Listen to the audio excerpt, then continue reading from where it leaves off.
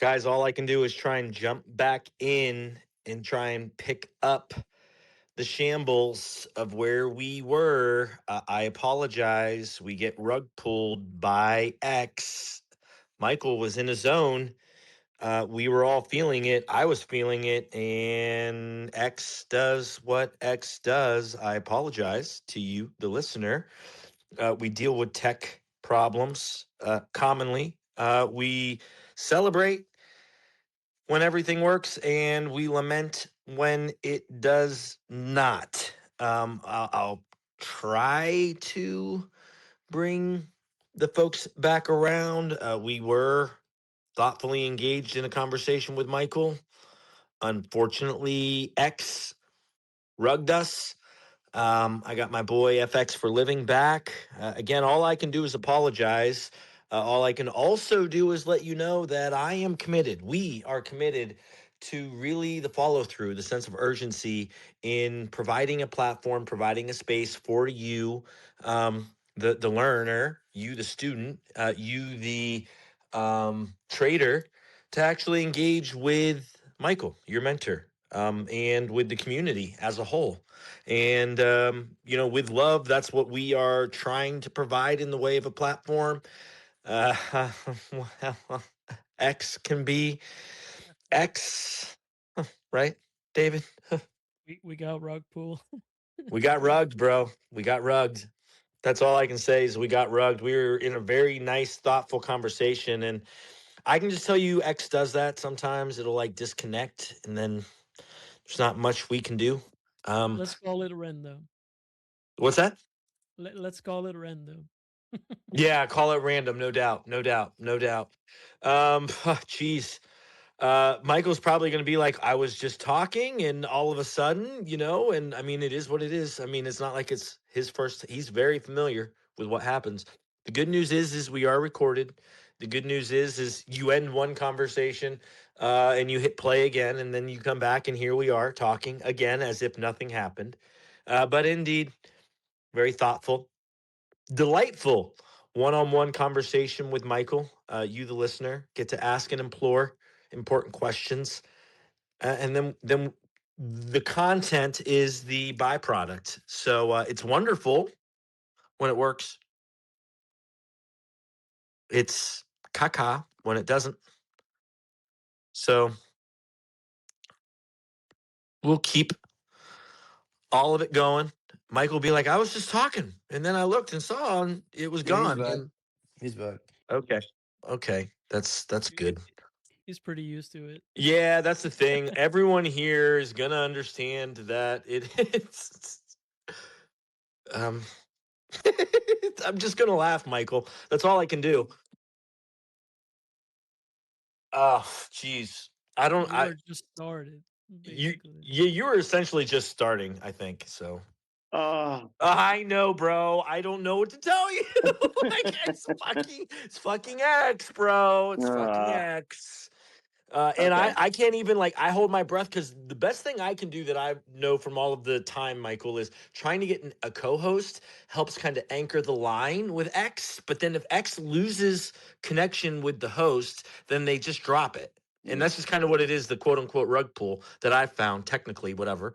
But we're back. I have connection. I'm like, my phone's like out the window. I'm trying to get like all of my bars and hoping you can just kind of pick up wherever your flow state was, brother. And it'll go from one recording to the next. So wherever you remember you were at, feel free to just jump back in. Okay. I basically was noting that he answered his own question when the question was proposed. This is what I heard, and this is how I'm responding. He stated that he's struggling with moving from demo to live trading, but then immediately the next sentence says, I'm struggling to stick to one model and one approach. And that is the answer that he has to find. He has to find what model he's going to utilize. Pick one PD array. And what I was going on about was I have 81 of these things, and it's not required for you to know all of them. If I just would have taught just the fair value gap and never did anything else, you have more than is necessary. Like it's easy to do that. What makes it hard is when I teach, and this is what I was bloviating about.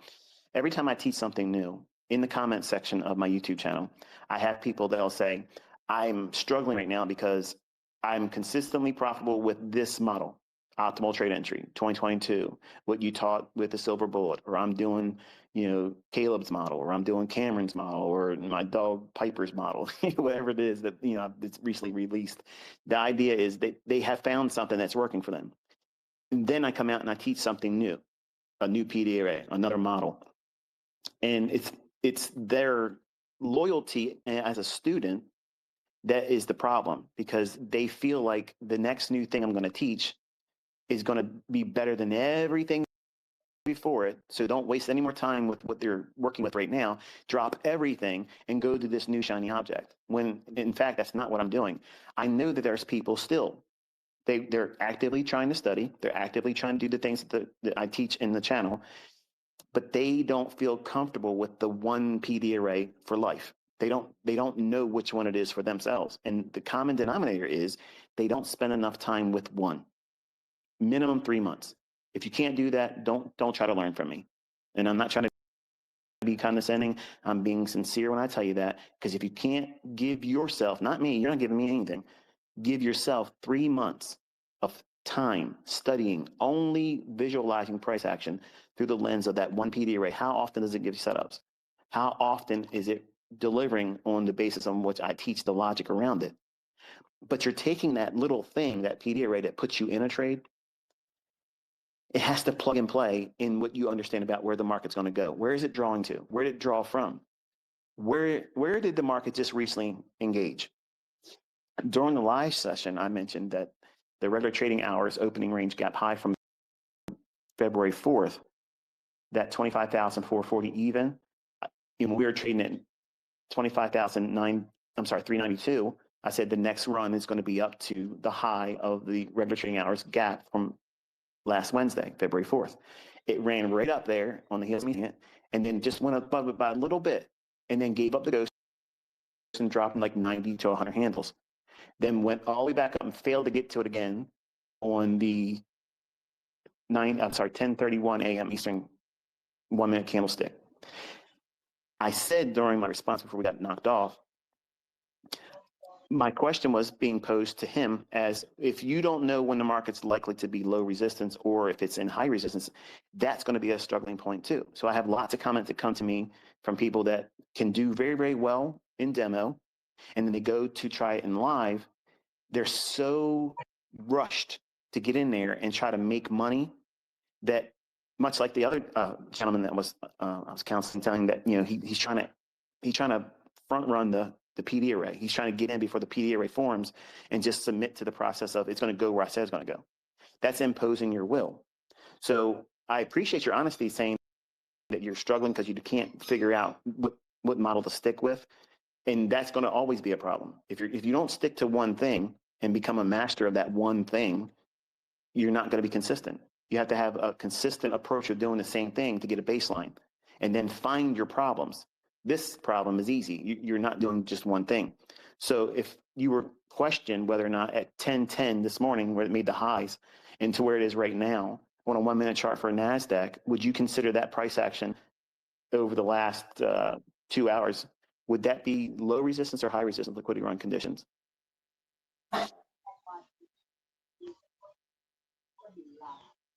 I'm asking the student. Yeah. Who was the gentleman that was on here? And I'd love for him to answer. I don't know if he fell off or not, Michael. Okay. Is someone listening? And Yeah, I don't I would know. say low resistance. I would say low resistance. I'm not the one who asked the question, but I'll say low resistance. It's actually high resistance, and the reason why it's high resistance is because the candlesticks share a lot of the previous candlesticks ranges. So it's back and forth, chop, chop, chop, back and forth, chop, chop, chop. Then it breaks another low, and then it resumes back into a range, and it breaks another low and resumes into a range, and that's high resistance. So I've seen many people that have transitioned from demo into live, and this is the thing that kicks them in the rear end. This environment right here. Contrast that with the run that took place from the 948 low up to 1010. That was low resistance liquidity, where it's trying to get somewhere. It's very forgiving, even if you get slippage, even if you feel a little hesitation getting in, you don't actually enter on the PD array and it starts moving your favor because you want confirmation. When you're in low resistance characteristics, It's very forgiving. When you are in high resistance liquidity run conditions, even if you are trading with the PD array, you can get smashed because it'll come back inside the range that you think that you're leaving, and your stop loss, because you want to be real tight and short on risk, it's very easily consuming you, and it'll beat you up, even when you're right on the direction. Where did the market come from? It came from that relative equal high opening range gap high level I had in the live stream. And then it traded all the way back down to where? Sweeping the low side, or the sell side liquidity pool I mentioned during the live stream. So there's two levels there that were mentioned, but it's not that all these runs here I would not be participant in, because it's high resistance. It's stacking the odds of you being in a move that's clean, efficiently delivered, going to be very easy to reward you with your risk by getting you to your targets. It's going to resist that. That's what makes it high resistance liquidity run conditions. It'll go where you think it's going to go, but it's going to take a whole lot longer time. It's like riding in a car with your kids, and they all want to know when you're going to get there, and you got 6-7 hours left, and the air conditioner just broke. It's terrible, and that's what it feels like trading in those environments. So I don't try to teach my students to try to trade in every environment. There's better times to do it, and if you don't have a model, if you don't know what you're looking for, if you haven't spent time with recognition between low resistance to high resistance conditions, all of these factors. So it's not like a one answer response that fixes it. You have to have a comprehensive understanding of what it is I've taught, and try to crush that desire to get out there and try to make money right away, because that's going to be a problem with all of us. We want to make money, right? But if you're trying to rush out there and just do something, and I'll trust my intuition, I'm going to look on the chart, and whatever I think if PDRA pops up, I haven't spent that much time with breakers, but it looks like there's one there because I want to get into a trade. You're going to see what you want to see, right? So you're fooled by randomness.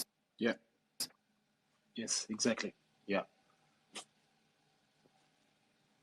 Yeah. Thank you so much. Thank you so much, Michael, for your time, for the clarification, for everything that you do. I'm forever in your gratitude. Kitt, thank you. Thank you. It's been clear. It's been real. Thank you. Bye-bye.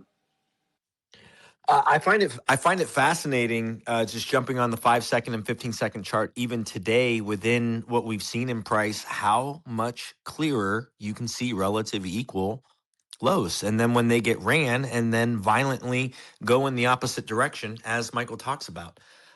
Continuing conversation, keeping it flowing. I got my boy Mauricio in the house. I got Batman. I have not forgot about you, Batman.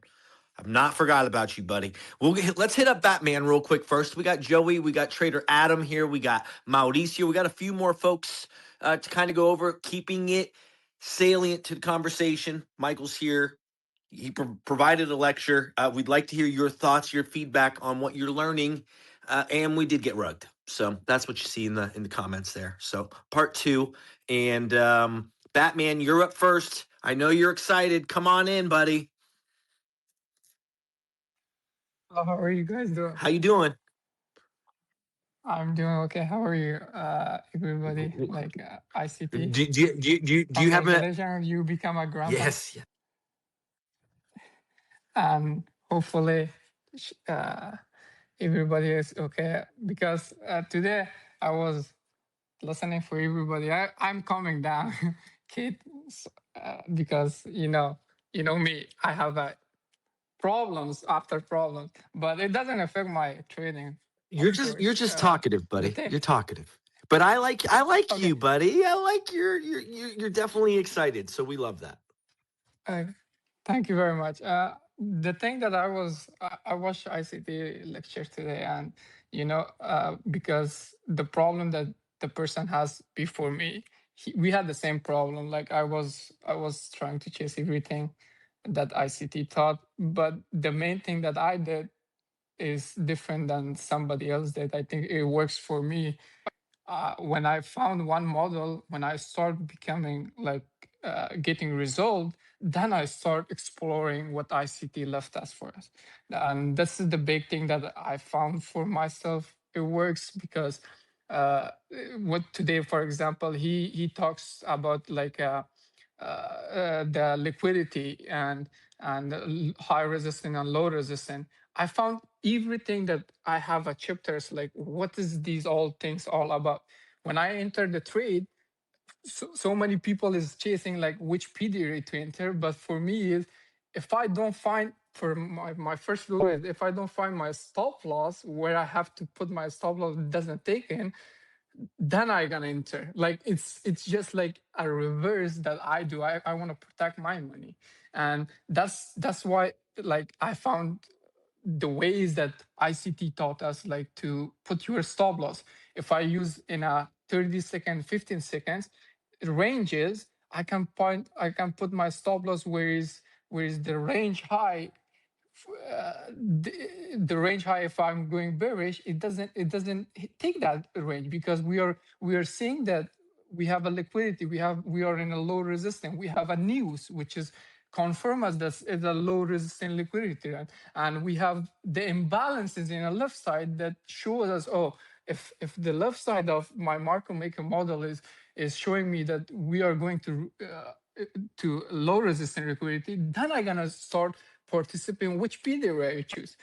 When we have a PD array, when ICT says like 15 second charge, 30 second charge give us a lot of opportunity, it doesn't mean like it gave us like we have to enter every hour. It gives you a so when you found your higher time frame bias, then you're gonna when you try to enter, the 15 second and 30 second charts gives you a lot of PD array that doesn't show in higher time frame. Like for example, if we are taking the left side of the curve and we are going to bear it, we are going to take the left side of the chart and we are going to bury the first stage of accumulation and first part of distribution. That part of the range, if you go exploring the 15 second chart, you're going to see a lot of PD array that doesn't show in 1 minute.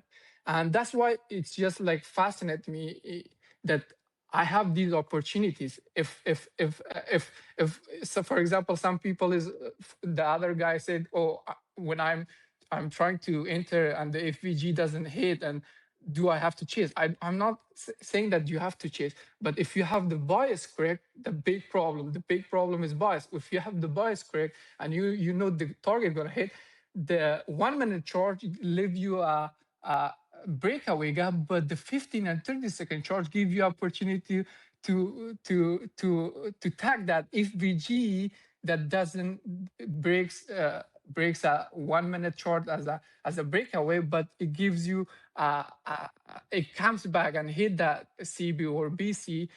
Then you're gonna get it in 15 and 30 second chart, but you can't see it in 5 minutes or you can't see it in 1 minute. Okay. And it's the same thing of the stop loss. And for stop loss, I'm using like some of the stop loss that you're gonna see is, for example, when I enter the trade, the stop loss should be, for example, one of them is SMT. If I put the stop loss in a fraction of 1 minute, there is a SMT for NQ and ES that doesn't hit your stop loss. It doesn't. It can, because it create you have the bias correct and you have. And that's my boy Batman coming to us nonstop. Does not stop breathing. Will talk and talk and talk. Does not stop talking. My boy Batman in his house. We love you, buddy. That's. We've had you come up each and every time, so you know there's love, and you know we're trying.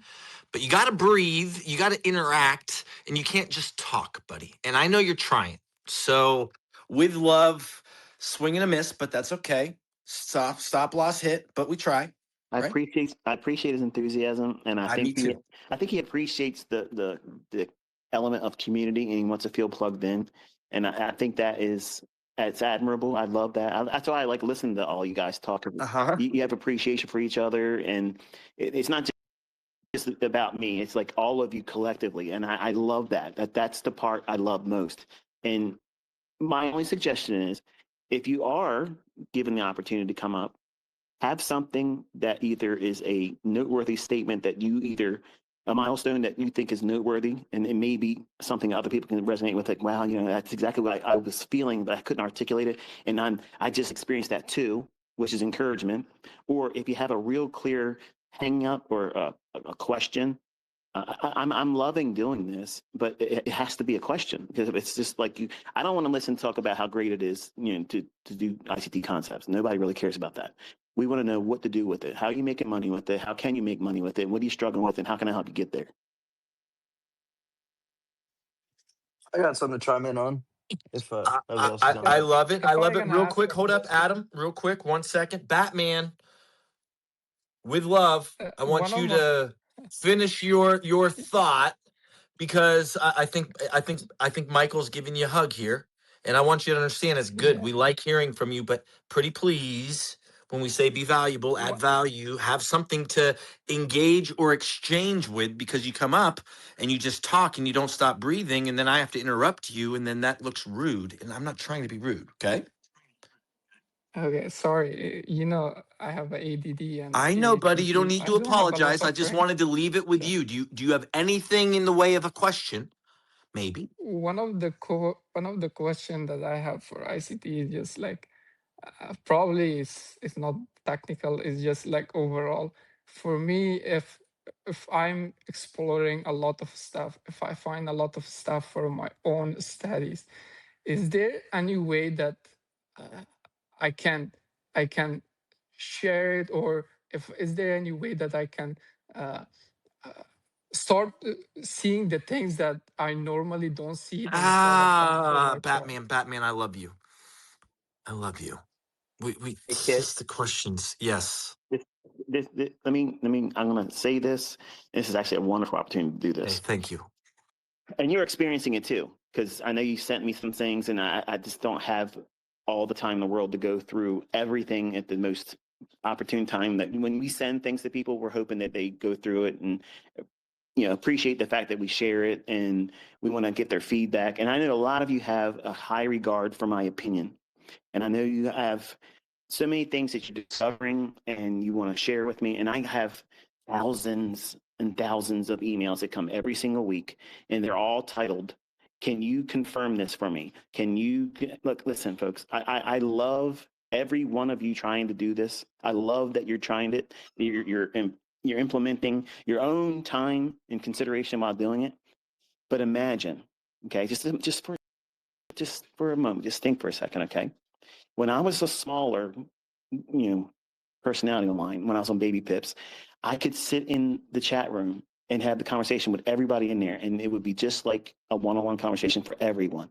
And I miss that. I really miss that level of intimacy, because I know it means something to all of you, because it would have meant something to me. And it feels like I'm not brushing you off. You're listening to me. I'm listening to you. We're having a real conversation. These things are highly technical. These markets are highly technical, and you're going to feel like you discovered something. You've improved on something, or you cracked my algorithm. All these things. I get thousands of these each week, and largely they go unopened, because number one, I already know I'm not going to be able to deliver the response, because you're going to send me something that I don't have time to go through. And it's going to sound rude. It's going to sound disingenuous. It's going to sound ignorant. Like I don't really have any real interest in all of you. But imagine if you have 2 million people all around the world, different languages, and many times they're using like ChatGPT or some kind of translator. And even that doesn't really communicate well when I'm trying to read through the things that they send me. I don't have enough time in the day. Like I have family, I have my own hobbies, my own things that I want to do. And also I'm ICT on the internet. Like I'm doing these things right now. So how many people do you think that you could feel the response that you were probably sending to me in the past, or considering sending to me? How much time could you personally, one person, devote? Because you're the brain trust now. I don't go to anybody and say, "Hey, look, I just got a question about this. What do you think I should say to them?" It's just me. So I don't have enough time to do it. And it's not because I have a lack of interest or desire. I would love nothing more. But I'm at a level now where there's so many people that reach out to me. I don't have the ability to have that same type of like connection. Like it's too many of you now, and it's something I miss personally. But this is why I do what I do. Like here, like I'm doing something because I like it, I enjoy it. But I know there's some of you that aren't going to get, because I got cussed out by a couple guys that you didn't stay on the stream long enough. I was going to ask you a question about this, that, and the other thing, and then I got to answer them, and it doesn't feel the same because they feel like I slighted them. So I'm damned if I do, and I'm damned if I don't. But I don't have the time to try to field everybody's model, to look at their trade. Did I do this right? What would you have done differently? Imagine that. Seriously, just imagine that. Imagine that being done to you. And you have your heart on your sleeve. You really want them to feel like you care, and that you want them to have the learning curve shortened by you. But you don't have the capacity, realistically, to answer everybody at the same time. And when you don't answer them and they don't get the response back, now you are a villain and they want to badmouth you. And that's where I've been caught in that for years now because of the growth of the community. So it's a good thing that more people know about what we're learning and engaging with, but it's not a good thing for me as the person that is kind of like the disseminator of the information. I'm caught behind a rock and a hard place. I can't do more than what I'm doing. My wife looks at me and says, "Look, why you spend so much time doing this?" She doesn't get it. I live this. Like this is my life. This is my whole thing. I wanted this when I was younger. I wanted this. You all have the benefit, not just because of me. I'm not the person or the thing that's bringing it together. It's the community that you're all working together. You're trying to build each other up. That's how it has to be. Because there's a lot of questions that a lot of my veteran students, Kitt himself can answer majority of what comes by, questions that you're going to pose to me. I'm listening because if I hear something that isn't right, or if I hear something that I really feel passionate about it, I'm going to want to chime in. So if I get to someone and you talk and you say something and I don't respond, it's because, number one, it's something I've already talked about and you probably haven't got to that video yet. And that's going to seem rude. And you want me to shorten your learning curve. If I did that for everybody, I would never get anything done. So I poured 3 decades of experience in the stuff I produce. I take my time with it. I care about what I say. I want you to learn it the right way, and there's no shortcuts. So to answer your response, I cannot take any information from you and go over it, spend time with a fine-tooth comb, and give you a pat on the back and say, you're on the right path or you're not on the right path. Because the results that you're going to get is going to dictate whether you're on the right path or not. If you're getting positive feedback, you're seeing progress, and your learning curve is shortening, you don't need me, you don't need Kitt or anybody else in the community to tell you you're doing the right thing. You're seeing it. But if you do have situations where you're coming up with hardships or confusion, or you just need encouragement, that's what this is for. This is for that. Because I'm listening. I may not talk all the time, but I'm listening. And if it's something I don't want to address at the time, because I may be in the car with my wife and she's being forced to listen to this too, I may not be able to say anything. I may not be able to talk at the time, but I'll bring it up later on in the conversation, usually in the same week or so. So I hope that's fair. That's so reasonable, and I hope the listener is able to understand. Michael is engaged with Trader Roundup. He understands, you understand. He has for years now brought mentorship quality technical analysis to you and to us, the community. And he's given you an opportunity to engage with him. He is engaging with you. Now, we are, as adults in the room, asking for you to be mindful of how you blindly come up and utilize everyone's time. And we understand you're excited. We do. But we're all here to bring value, and really, really staying engaged with that is what we are imploring to you. All right. So with that said, I got my boy Mauricio, who was up here not too long ago, several weeks ago, Michael, and he gave a story, and I believe you might remember Mauricio, right? I'm not sure if you do, but I'd like you to, Mauricio, if you wanted to engage or if you had a question, pretty please feel free, jump in. Thank you, Kitt. Good afternoon, Michael. My question is relates to what you were talking over the weekend, kind of like the silver situation and the commodity situation. And I wanted to pick your brain. I know that you're more hands off right now, but when you say that you're hands off, will you say that the concepts that we learn on the higher time frame will not be working due to the manipulation? So we shouldn't be studying the price action On silver?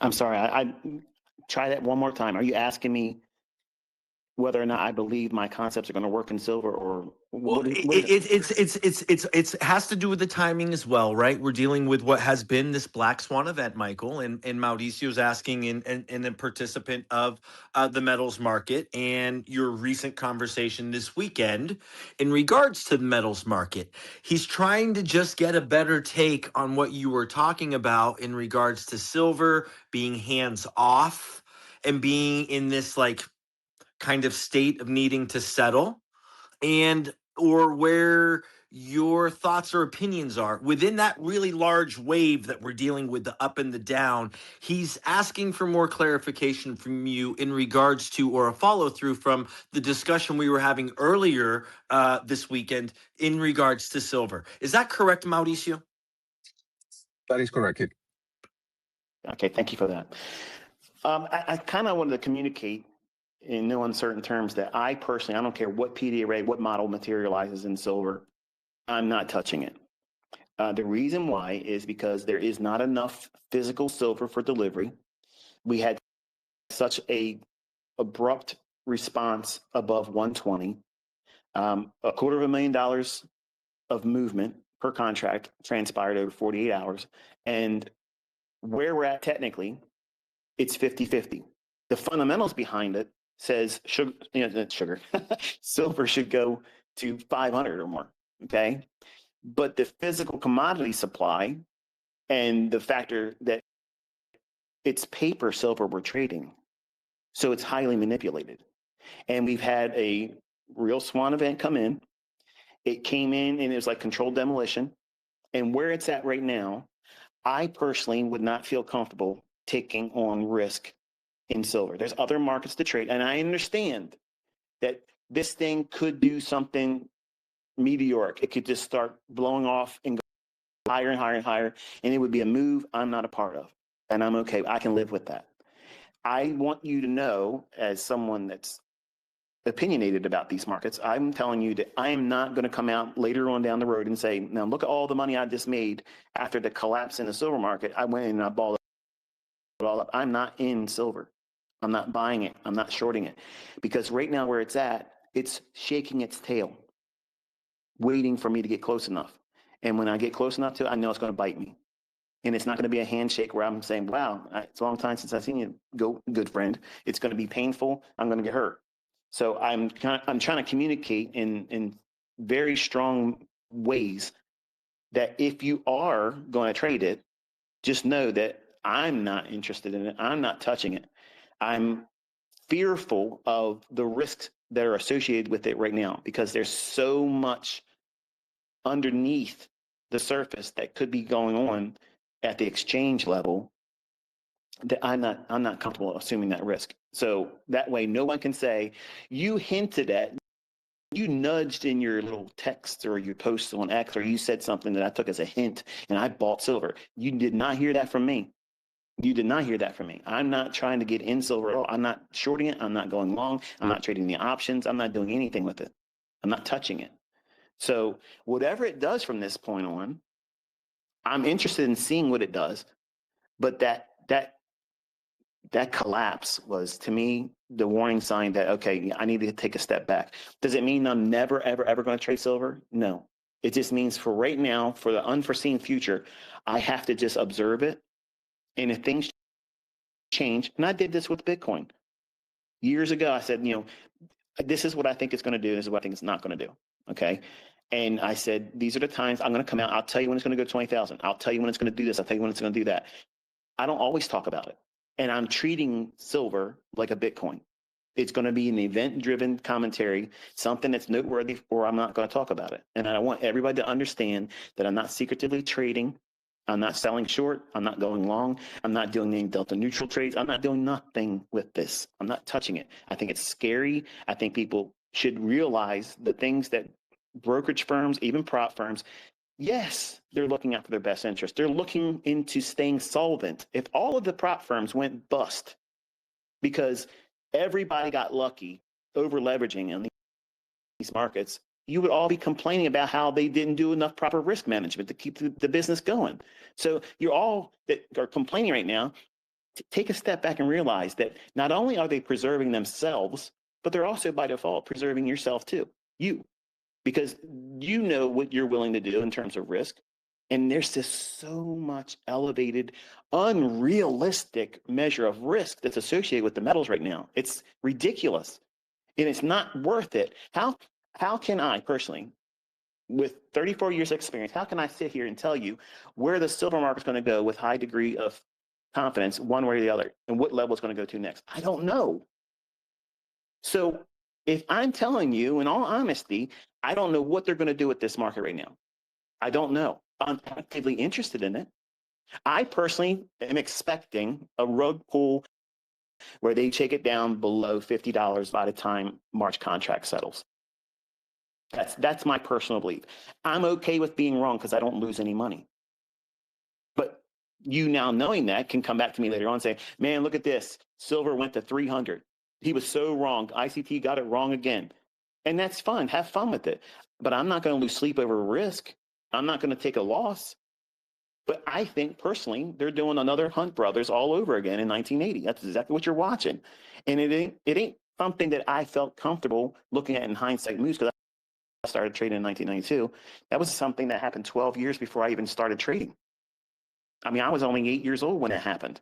So I wasn't even thinking about the markets. But looking at old data, there wasn't anything in that move down that I would have looked at as a short, even today. So that's all I'm trying to communicate. I appreciate your question about it, and it gives me the opportunity to make a very clear response. So hopefully, if it was uncertain how I was referring to it over the weekend, it's pretty straightforward now.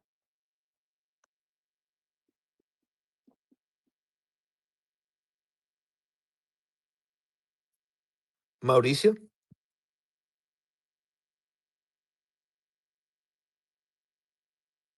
Can you hear him? I cannot. It says he's a listener I for me. I don't know if do. that's just a glitch.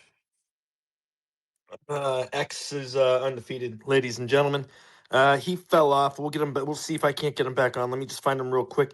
I mean, we definitely understand what Michael's saying, and I just wanted Mauricio to see if Michael had followed up with his question, Yes. or if he had a follow up. If he had a follow up to that at all. No, my follow up will be just he super clear, Michael. I've just been observing the price action on silver since the Sunday gap up.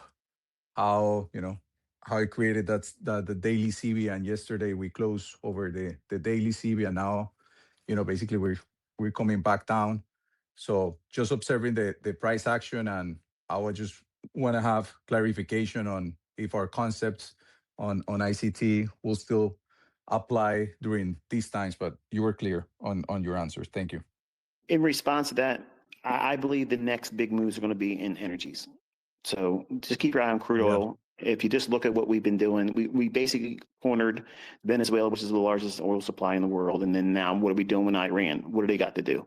If we take them out, we impose another puppet government in there.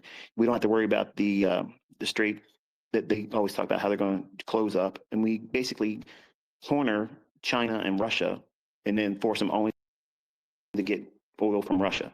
So World War III is coming, but we're securing all the oil that we can, both in the eastern part of the world and in our side of the world. So it's war drums beating like crazy. It's going to cause oil to go parabolic, and I'm looking for opportunities to accumulate in that. That's what I'm looking for. Silver, I'm not interested. So Thank you, well Michael. said. Well said. Well said. Thank you, Mauricio. Great conversation. Trader Adam, I know you had your hand up, buddy, and I know you stepped in with a question. I'd love to invite you to the conversation. We got a few more folks here too. Pretty please, if you'd get a speaker tag, be succinct, be brief. And Michael, how much longer we got with you, brother? I'm glad you asked. I'm going to hang out with you till 1 o'clock for talking terms. Yes, but sir. if you guys continue, I'll be a listener after 1. Okay. No, that's very well put. He'll be a listener after 1, everybody. So if you have any questions, pretty please put them in the comments. FX for living, if you don't mind perusing the comments, if you see any of the comments you want to put into the nest, feel free. If you don't mind, brother, much love. Yes, for sure. So, and then we got Trader Yeah, I can. Trader Adam. Hopefully you can hear. Yep. All right, I'm brother. here. Y'all hear me? Yeah. So I'm a big model 2022 type of trader. I love the market maker models and all that. That's what I trade every morning. I took a trade today off the after taking out London's low, Asia's low, and then I'm looking for that inversion. Normally I'm using the 5-minute for my inversions because like as the price has been so volatile lately, it's like a better confirmation for me to get that 5-minute inversion after the liquidity sweep.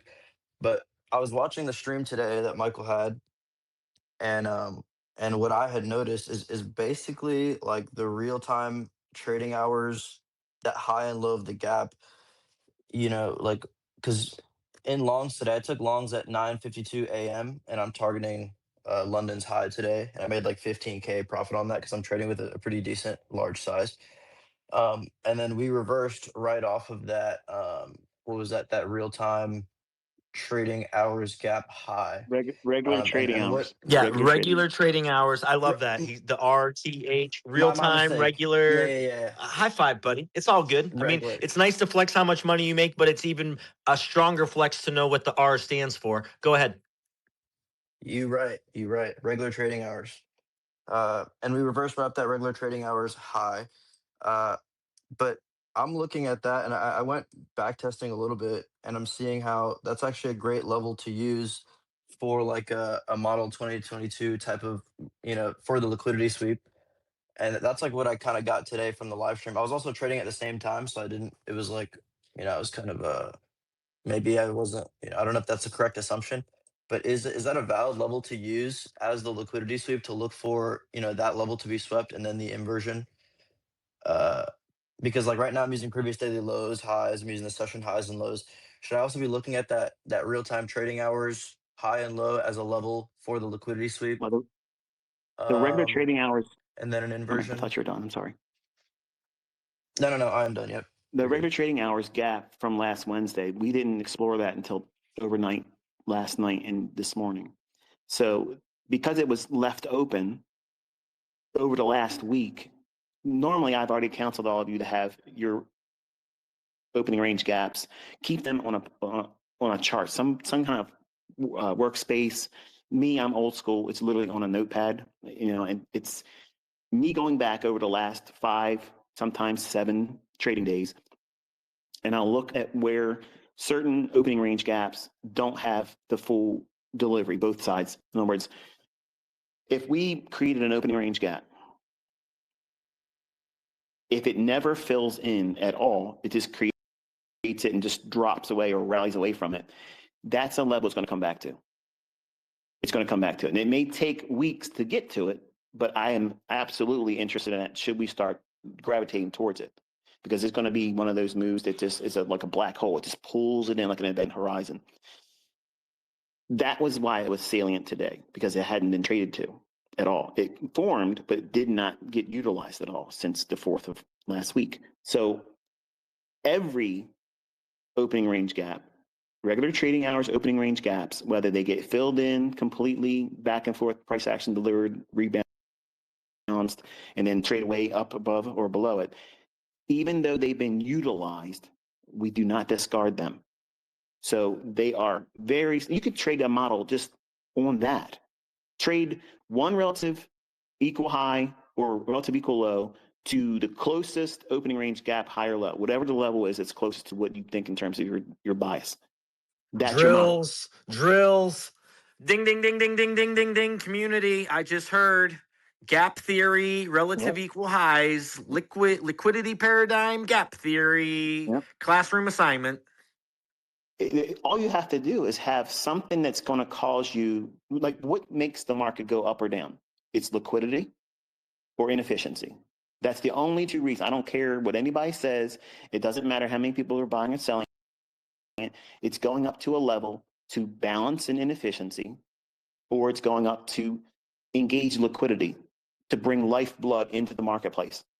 So if it's going up for either one of those 2 reasons, Where can you key off a long entry? If you go back over the last 5 days, chances are very high that you're going to get a revisit of an opening range gap high or low or its consequent encroachment. There's 3 levels to look at. And if it trades down into it, you can expect it to repel off of that. And the only thing you're looking at is relative equal highs and relative equal lows for the price action side. But behind those candlesticks, there may be a level like an opening range gap. And if it coexists with it, you have now one of the largest draws on liquidity that makes it easy. You can feel real confident it's going to go there. Then just simply look at any fair value gap that forms that you can frame a good risk model around. Don't over leverage it.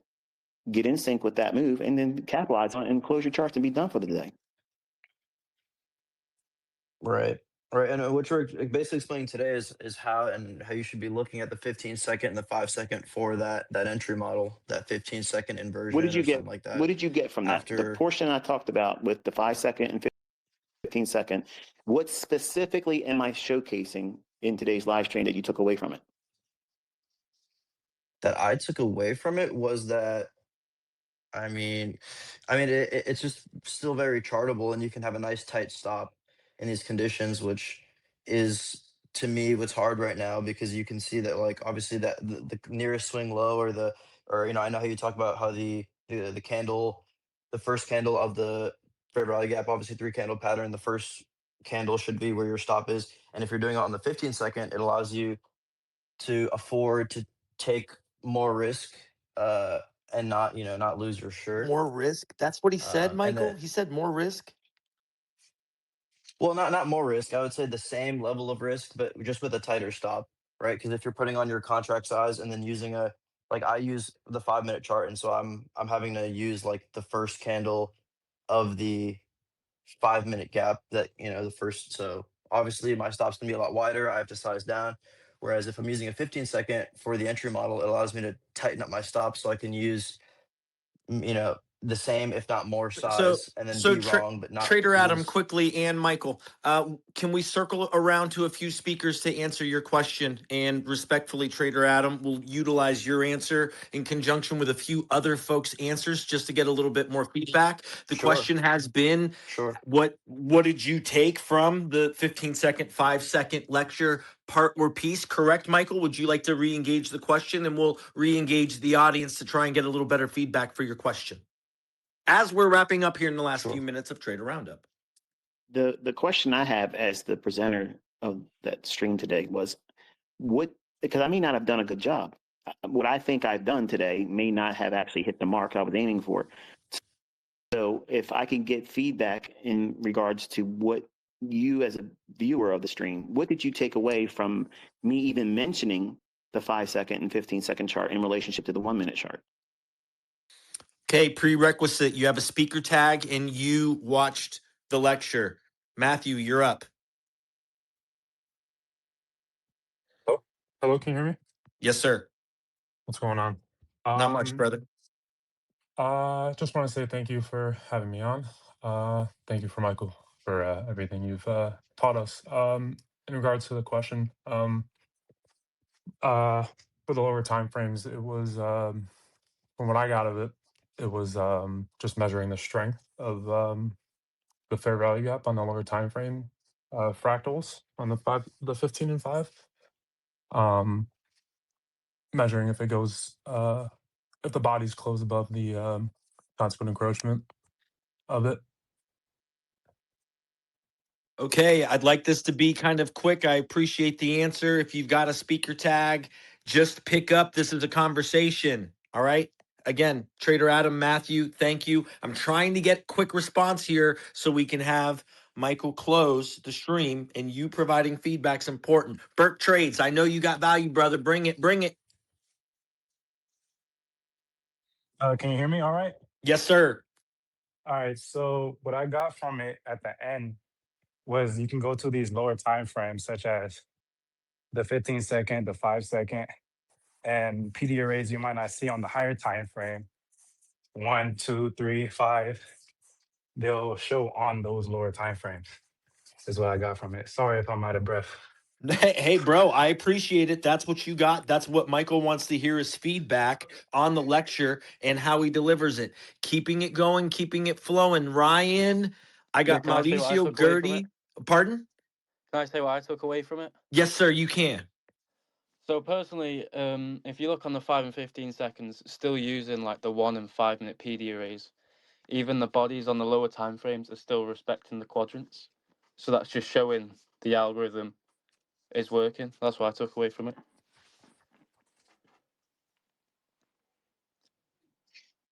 And I would say maybe who's also what I got from it was like, you know, you have multiple opportunities to enter, like, you know, for example, if we did invert a 5 minute for value gap after the liquidity sweep, the 15-second will offer you, you know, many more entry opportunities, obviously.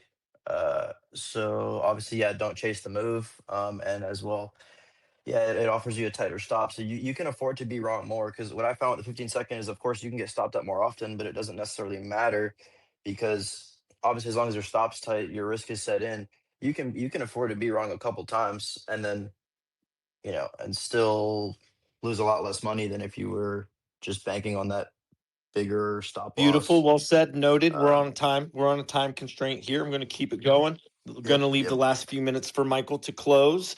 Gertie, I'm cycling through some speaker tags here, folks. Hopefully, you just jump in, can be conversational, answer the question, and we can keep it going. This is awesome. Gertie, you're up Quickly, next. What? Oh, I'm sorry, David. Pretty please jump in, of course. yes, quickly. Just for those that still doubt about the macros, like look at a Nasdaq right now, or like today, basically. Look at when the lows of the day has formed, and look at where the high of the day has formed. Okay, and maybe you can type in the comments what do you see. Right, that's it. That's all I want to say. I love it. I love it. Gertie, you're up next. 15 and 5 second chart. What did you get from it from today's lecture? Hello, everyone. My bad because I joined very late, so I didn't hear the full conversation. I just want to thank Michael for everything he's doing for free for everyone, because not a lot of people appreciate him. But yeah, I didn't hear the full conversation, so I can't give a take on that. But Okay, thank that's you, okay. Michael, and That's thank you okay, for bud. having me here. Appreciate you. Ty, you're up, Ty. Hi, thank you guys. So what I got from it was in the smaller time frames, we have these fractals, right? So like we have the sell side and we have the buy side. So we can take on less risk by scalping, identifying that range and then taking those like 20, 40 pip trades. That's kind of what I got from it, so that you're not in this, maybe 10, 15, 20-minute trade when the market is almost rugging us all, right? So that was my take. Ooh, I love that being the final note from the student and Michael. The floor's yours in trying to wrap up per our time frame here. Well, thank you for that feedback. Some of the things made its way to the target, but there was this major thing I have in mind that I was trying to communicate, and I'm convinced I didn't do a good enough job. So let me say it here, and then I'll demonstrate it in review tonight. I probably won't get the video up until around 8 o'clock my time, but it'll be up before I go to bed. But the idea of if you know where the draw on liquidity is, okay, if you have a bias, if you think that you know the market is strongly favored to go lower to a particular level, whether it be a single low or relative equal lows that have some kind of support around it, not support like support and just, but some kind of support in confluences, other things like a higher time frame opening range gap. It could be a new week opening gap. It could be a new day opening gap, something that's also in that same proximity.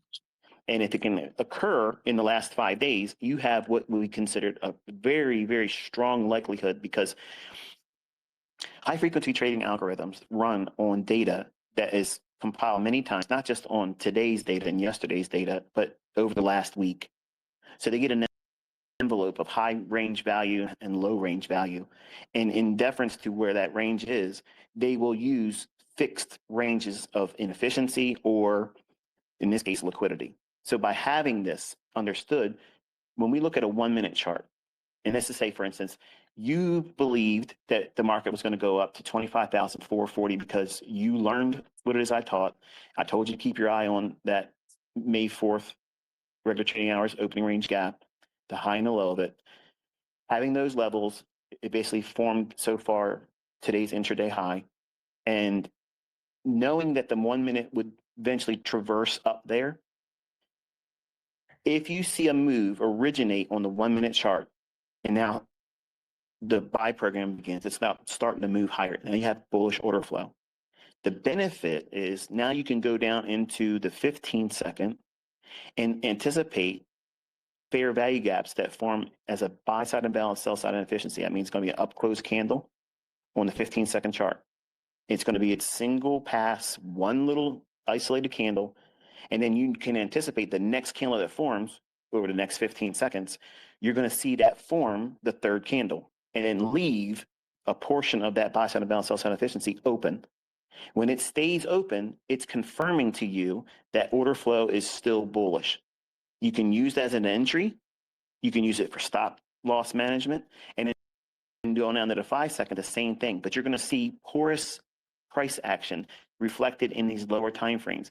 On the 1 minute chart, if you look at what we've done since 10 o'clock to 12 o'clock noon Eastern time, the market did in fact drop, but look how much it went back and forth in the range that was created as it dropped. It kept going back and forth, but still steady dropping.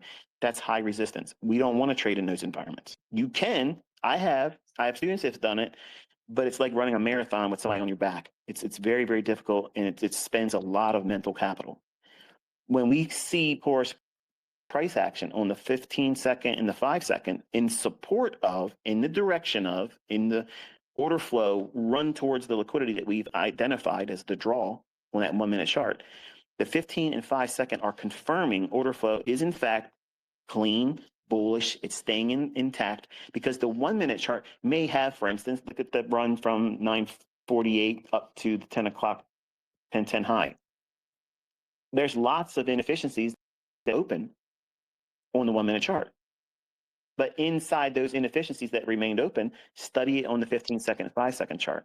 And you'll see that the signatures are still there supporting that. Yep, everything's still indicating it's bullish, even though we don't need that 1 minute to reflect it. Because if it's in low resistance, what do we really want to say? We want to say we're part of a run that the market's just ripping in our direction. We don't want to see a lot of give and take. We want to just, it's in a hurry to get there, which is why I teach you to look for low resistance liquidity run conditions where the market is in a fast paced hurry to get to your target, not because it's your target, because that's where it's going. By having a view and a constant reflection of the 15-second and the 5-second chart, not only are you able to manage risk appropriately, but it also affords you opportunities for you to go into pyramid and build your position up larger. Not that that's something you should strive for in the beginning, but over time, when you get better at knowing what you're doing, moving from one contract to two, you can use this approach to using the lower time frames to afford your new entries. And in stop management, you want to keep 3 PD arrays above your stop when you're long, and you want to keep 3 PD arrays below your stop when you're short. Because after 3 of them giving up the ghost on the lower time frames, it's going to make a run on that 1 minute chart, which is what you anchored your trade on anyway. So order flow is determined by 1 minute.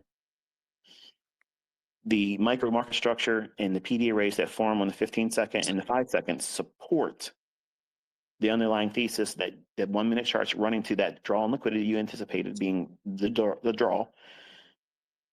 You can take new position entries, you can manage your stop, but the key takeaway is it's telling you visually that order flow is bullish. There's no necessity for having level 2 data, footprint, none of that stuff. You don't need to see any of that stuff, because if a market's bullish, it'll leave buy side and sell side efficiencies left open and not completely closed in. And every time it makes new higher highs on these lower time frames, and it's making no attempt to get back in and do patchwork, that's going into those gaps. If it has no interest in going into them, what's it signifying? It's co-signing that it's absolutely in a hurry to get somewhere. Otherwise, it would go down there and fill in those inefficiencies. It has no interest in it Everybody wants to buy down there. They don't care. They're getting the middle finger. See you later. Catch you next time. I'm out of here. And they're leaving, like Elvis left the building. That's what you want on your trades. You want to see those signatures. If you see that, it supports confidence. It tells you to hold on to your trade. Don't lose confidence. Just hold on to it. Submit to the length of time it's going to require until it gets to your target. That was what I was aiming for. So if you didn't get it from the live stream, hopefully you got it now. Bang. That definitely makes sense. I appreciate that. Bang. Speed, velocity, directional momentum seen on the sub 1 minute chart. Michael is very clearly conveying to you where and how you can utilize the breadth of a candle within the sub 1 minute chart within these seconds time frames, where and how you can see directional momentum and bias left within the chart. You can utilize and anticipate that you're on side when these inefficiencies are left open. And then you can also utilize those inefficiencies as draws later on the opposite side of the curve. Right? The elephant in the baby pool. Hi, can I jump in? Pretty pleased, buddy. Yes. So I'm really like a very newbie trader. I just um been trading for, I don't know, studying for just a little over a year, and I really like the one setup for life.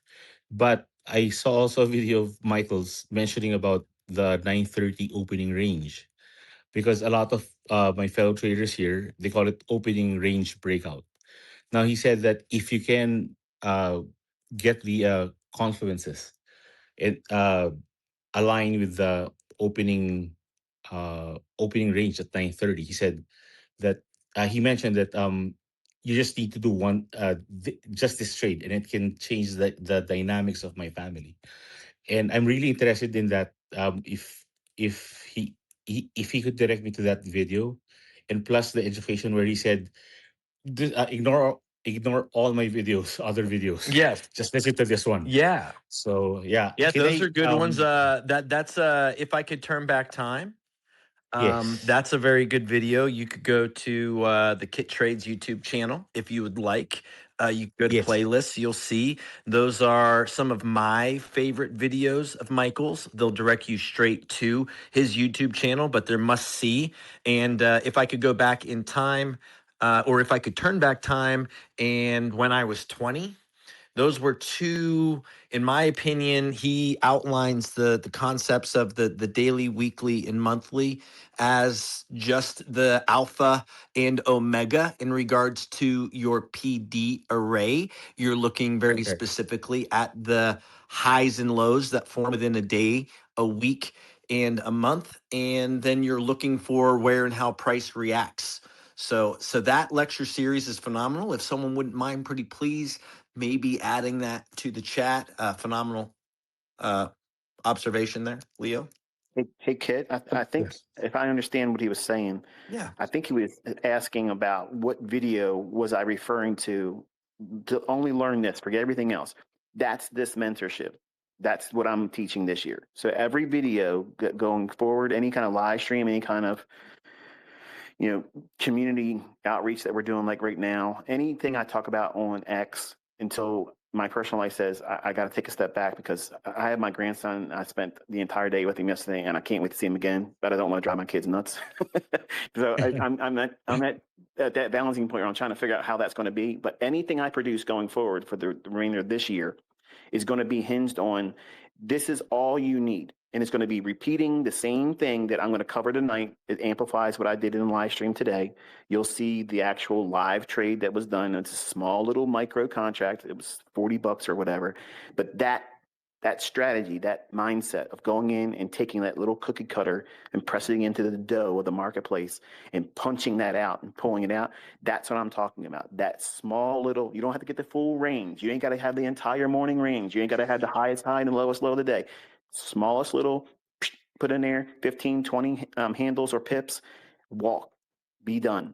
That's how every new trader should start doing it. It's how you should do it. You should only focus on that because it gives you a low threshold and barrier to get into finding consistency. You feel like you're doing it right. Think about it. If you did this and you got 20 Uh-huh. times, I'm sorry, if you got 20 handles or points out of the NASDAQ or the ES or the Dow, if you want to trade it, if you got that out of the market 2 times a week, but you failed 3 times, and you just started doing it in your first month, would you consider that progress, or would you consider it still noteworthy to continue doing it? I would call it progress. Okay. Now, what happens when you can eventually do 3 times a week? You don't get in a Mhm. trade because it didn't fill you, but then you have a Mhm. losing trade. Would you be ecstatic over that? Still, I mean, I would go for it.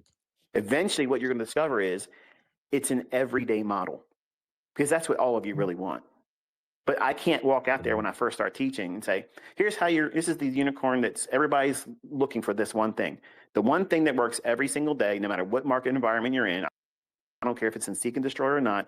This will absolutely work. You'll go out there, you'll make your ends meet if you're reasonable. If you go in, you use limit orders, you use a stop loss, it takes the market, boom, you're out, you close the charts, and you go do something else. That's what I'm teaching this year. Actually, Michael, I was inspired by that. I was googling for one trade a month, just one trade, because I was inspired by what you said regarding if you could do this on the opening range at 9:30, it'll change the whole dynamic of my family. So um, I Can I ask, want to, like, what's a good living where you at? Like, where you live, what is considered a good living on a weekly wage? oh, here it's $2,800 for a family of 4. I'm in Canada. Okay, so $2,000 Canadian a week is considered a good living. Yes. Oh, that's easy. You're gonna love this. The Yes, everyday actually. model this Yeah. year, the mentorship will be, I mean, I love that. The most salient, this is all you need. This is keeping it to like, I mean, ICT's kind of saying himself that this is like the distilled down version of the most concentrated dose of his teachings. So if you're new, you're going to Yeah. get that concentrated, distilled dose. So that's why you got to Oh, stay wow. tuned. That's why you got to stay in, and him so much is engaging with us now and like this new layer. I mean, that should show you guys the sense of urgency that everyone has here. And Wow. you just need to not be a jerk on the chart. You just need to not worry about all of this stuff and focus on the technique. This is a highly technical skill, and too many people glance over how highly technical and how important it is to refine that high technical skill. If you have a very high value technical skill, is it something that you need to repeat often in order to refine and improve it? Typically, that answer is going to be yes. Ask any musician, ask any athlete. Practice makes perfect. Refinement on technicals. Technicals. Wow. Why is it that professional athletes are so good at something as simple as dribbling? Where you or I, all we have to do is just bounce a ball. All you got to do is kick a ball. Because it's Yeah. such a basic technical thing that when you're good at I mean, again, you're dealing with Michael here, and you literally have to be thinking about the same way a musician is trying Mhm. to convey technical analysis, technique. When we say technical, say technique. So you got to flick the wrist, you got to bend the elbow, you got to come up to 45 degrees. These are all very very very technical things that you need to pay attention to. And that's what All right. these are. 110, I like the time. Just thought I'd say Uh, that real quick. Go ahead. can I just add something? It's sort of adding on to what was just said then. So I've been trading for the last 3 years now. I mean, I've had a few big breaks in between it, but for the last 6 months, I've really poured myself into it, and I'm still just feeling lost. So my question is like, what direction would you say to someone who's lost? And it's just, as you were saying, just to find something simple, get in, get out. I don't want the big runs. I just want something simple, It's easy. literally tapping into everything that's happening right now, brother. Like, you got to realize this is the tip of the sword. This is the finger on the pulse. If you want the opportunity, if you want actuation on knowledge, you're there right now. All you have Yeah, to do is apply. It's not where do I go? It's not what do I do? It's hit rewind and take notes. yeah, You feel me? yeah. I get you. I get what you're saying. It's real time. You're getting the answers real time. It's a great question, but it's also understanding literally as soon as we hit the end on this, you're going back to the rewind with a fresh, sharp pencil and notes, and you're listening to every single thing that you heard from that man's YouTube channel to where and how the classroom was presented to you today in the follow-up lectures. Okay. Yeah. Thanks. Beautiful. Michael, is there anything you would point to say to someone who's lost? He, What would your well, I appreciate you inviting him to the conversation. He has made it very clear that he is just a listener after one. Oh So, yeah. again, I appreciate you inviting him to the room, but he has politely stepped out. And I'm here to remind you and the audience that he has that right, he has that prerogative, and leave the man Yeah. alone. He's just here listening. Okay. Don't Thank you. give me that. I don't need your sound effects. Sorry, that was me. Yeah, I'm Pressed pretty by, sure I know what I'm doing. All right. I pressed by Yeah. I pressed No. it by accident. Thank Sorry. you. Thanks, Kitt. It's just how not to sound cheesy, okay? We're adding value, not sounding cheesy. So, and I understand sometimes that's a mistake. I didn't mean to do it. Kit, you misunderstood. Kit, you jumped down my throat so quick. You should apologize. I get it. Guys, it's not easy doing this, all right? And some folks come up and do some just silly stuff. Mauricio Lago.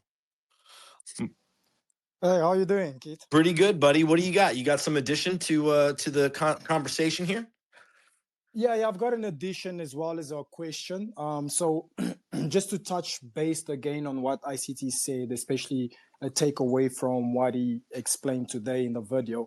I think one of the things that was a takeaway for me was basically how fractal pricing is, right?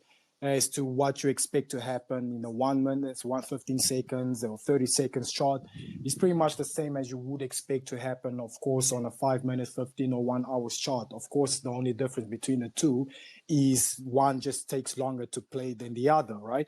And one thing that guys need to understand is that should we be trading something such as a second chart and looking at, take profit levels, relative equal highs or whatever the case may be, that should be something that should be really enough for a trade, right? Because we would treat it the same as if we were trading on a 15 minutes chart, because we would be looking for the same key levels for take profits, right? And that's just because of pricing is fractal. Range values don't change regardless of the time frame, correct? 100%. And that's one of the things that I think it's really beautiful, because you don't have to, like I said, eat the entire piece of the pie. You can just be comfortable with enough just based on market structure with even trading what's the lower time frames. what's fascinating about this year is we're really getting into micro market structure, aren't we, boys? We're really getting into, if 100%. if you recall, I mean, and I've only watched it several hundred times, but episode 12 of 2022, when we get into, I mean, some of the most juicy, most sought after educational points, I believe personally within ICT, are the liquidity paradigm, the intermediate term highs and lows, and exactly what we're dealing with in microstructure, right? Where and how small daisy chains of price come together and they form. And when you're dealing with subfractals on parent fractals and what that looks like, and again, these smaller time frames that are child to the parent time frames, and the idea of parent time frames, right? It's beautifully discussed. And right now, the mentorship is going over micro fractals. We're going over micro market structure. The conversation today was what? It was about the 15-second chart. You're dealing with inefficiencies. And what are those inefficiencies doing? They're not filling. What are they doing? They're offering support. What are they doing? They're providing velocity, boys and girls. That's I, true. I don't mean to be the guy who reiterates loudly what Michael has been talking about the last few days, but velocity on the lower time frame is very important for you to observe. Okay, velocity. That's Okay. true. That's true. I know it's true. Thank you. I'm pretty sure I am able to absorb what the man is teaching. And what I am trying to convey to you, for the folks who might be a little newer, is to understand the importance of velocity. And you won't understand that if you don't look at the lower time frames. And if you don't really map what he's showing you in the way of these inefficiencies, these suspension blocks, these fair value gaps that form quickly form and don't get filled. Correct. Then later get filled on a sell side, right? Yes, yes. And also one of the other things that I just wanted to ask is it's also with regards to one of the things Michael spoke before, which has to do with regards to the commitment of traders report, and coming back to, like, for example, what he was just mentioning earlier on with regards to, you know, how the gold and the silver is playing out, whether we are still bullish and bearish. And I'm not sure if this is something Michael will answer now. I doubt he will. But it Again, would be nice. he's a Yes, listener. yes. So But on behalf of Michael, I will happily, as he has, mentioned, I will do my best. And we as a community will do our best to address any of these questions. And with him being a listener, if yes, he would like, then he could re-engage. Otherwise, he's, in the car with his wife, just listening, hanging out, not a problem. Yes, yeah. So it would be nice if maybe once in future we could maybe have a discussion with regards to that and see how effective it still is within these times where the Well, markets let are me ask you currently. something, just out of curiosity. Do you Yes. think, is the government open or closed right now? Well, it's open. Okay. How much value would you put into the government reports that are coming out within the current events? Would you say things like the commitment of traders and things like the Fed announcements are occurring punctually and truthfully, or are they not on time and less reliable? In Uh, regards to classic, last 10 years, what we look at with COT versus real life, real time global events. To be honest, to my experience, I don't think it really has been much of help, even though it's a difference between non-commercials and commercials. People basically trying to battle against one another, right? So I don't Well, see it as much. we're dealing with some. I mean, that is, of all the different concepts, we could say maybe the reporting that's coming from some of these institutions is delayed, and or maybe not something as traders we should be putting too much faith in. Maybe. Yeah, yeah. Well, I agree. Maybe it just has to do more with the time of the year and not the actual class, not the actual things that were discussed over a decade ago, 2 decades ago, 3 decades ago, and the importance of the commitment of traders, correct? We understand what it is Correct. classically, but we also understand the shit show that we're living right now, right? Yes, yes. Okay. I agree. So if it's not as big of a weighted confluence right now, then we also understand why. Fair? Yes, yes. Fair enough. I guess market structure still will always A remain the same. micro structure is where we're getting Microstructure, no. yes. We get market structure, but again, we're dealing with right now micro market structure, which is Micro. giving you the market in HD. You're able to see things on lower time frames that the average person can't see, that the average person isn't even looking for, that the average institutional participant is completely oblivious to. You, the small participant in the market, get to look at the smallest time frame and get to see things completely different in real time. in real In time. real time. And the whole point in Okay. all of this is you don't need depth of market. You don't need volume profile. These things that have been borderline controversial, at least on the trends side of my feed, are exactly the points where and how Michael made these points, made these statements, and now he's showing you directly why he said what he said. Depth of market doesn't mean shit. You want to know why? Because you can't see the clarity in the market in high definition in real time, the way that he's explaining the breadth of a candle. His concepts are showing you how to read the breadth of a candle. Period. Hey, Kitt. Yes, sir. On the topic of the commitment traders reports and the data that's coming out, let me ask Yes, you a sir. question. In vein of conspiratorial theory, imagine if the world were in fact very corrupt, and that's hard to imagine. But imagine a time when the markets, the world leadership is in a state of massive corruption. What benefit would it be to delay the data, make the data unavailable to the average person, while those in the circle of Nancy Pelosi type individuals, they can position themselves, I don't know, ahead of the silver collapse or ahead of another market that's getting ready to do something that clearly we could see coming if the commitment traders reports were released on a timely basis without interruption and we could trust the data.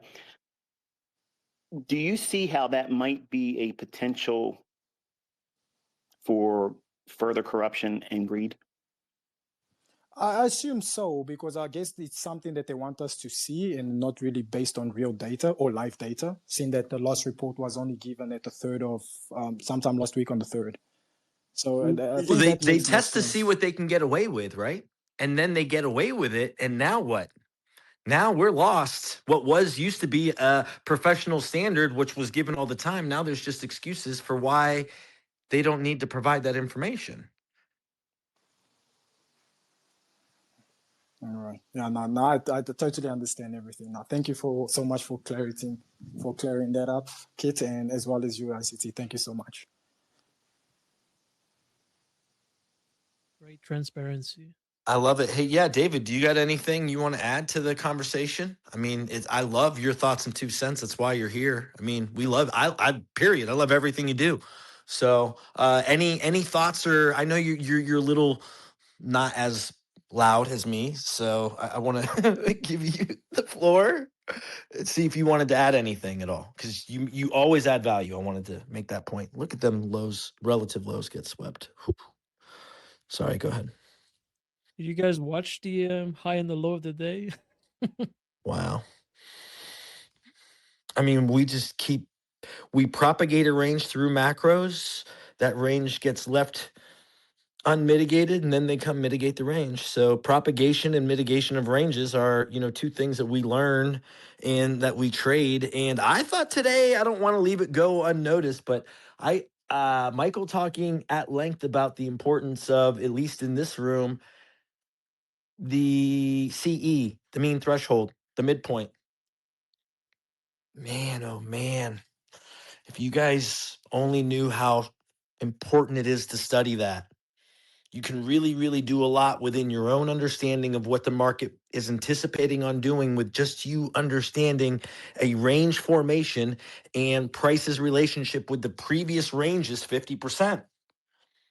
Because Michael's already taught, if we're bullish, what happens within a previous range? Where does price go? Does it want to go to the 50%? Does it want to go into discount?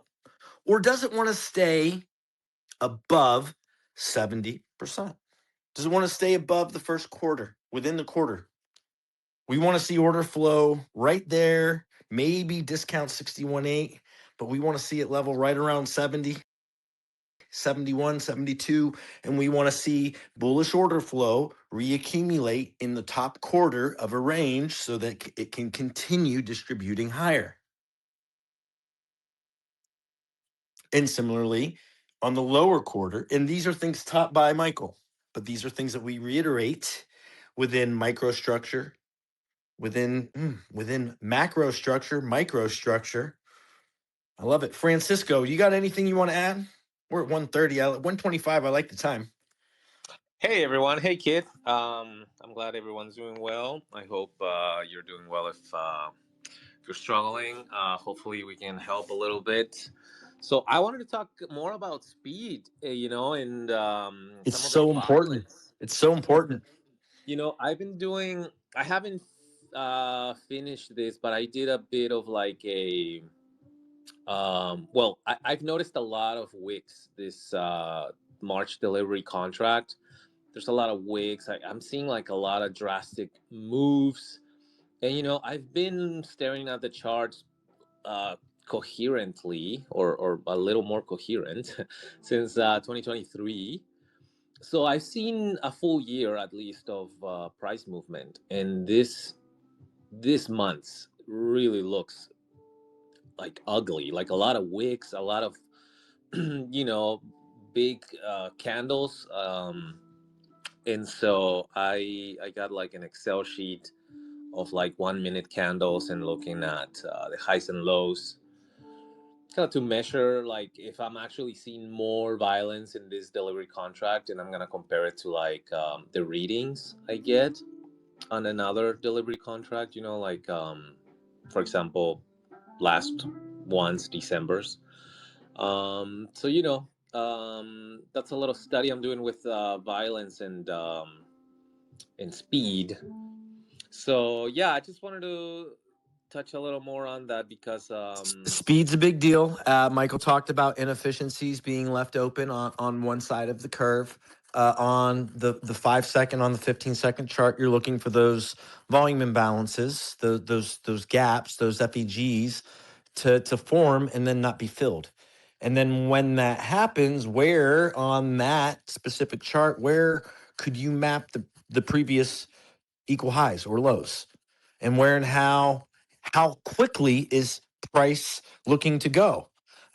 V shape responses. Uh, I know my boy Dodgy likes V's within his trades, and V's also incur or in they imply speed. Typically, a V stands for velocity, right? So a V is speed.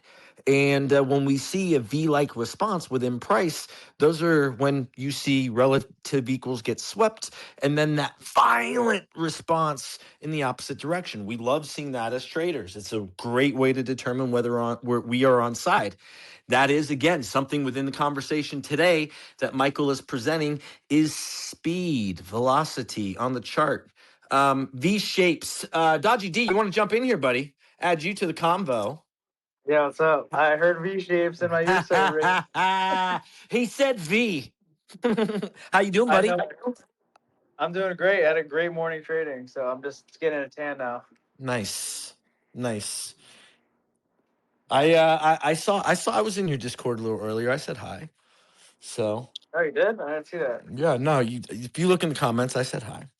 But yeah, I mean, you seem to be bullish a little before I was. I wanted to see a little more of a sweep, but you put your stop a little different than mine. Would you say that your stops are to the specification of how inversions are taught?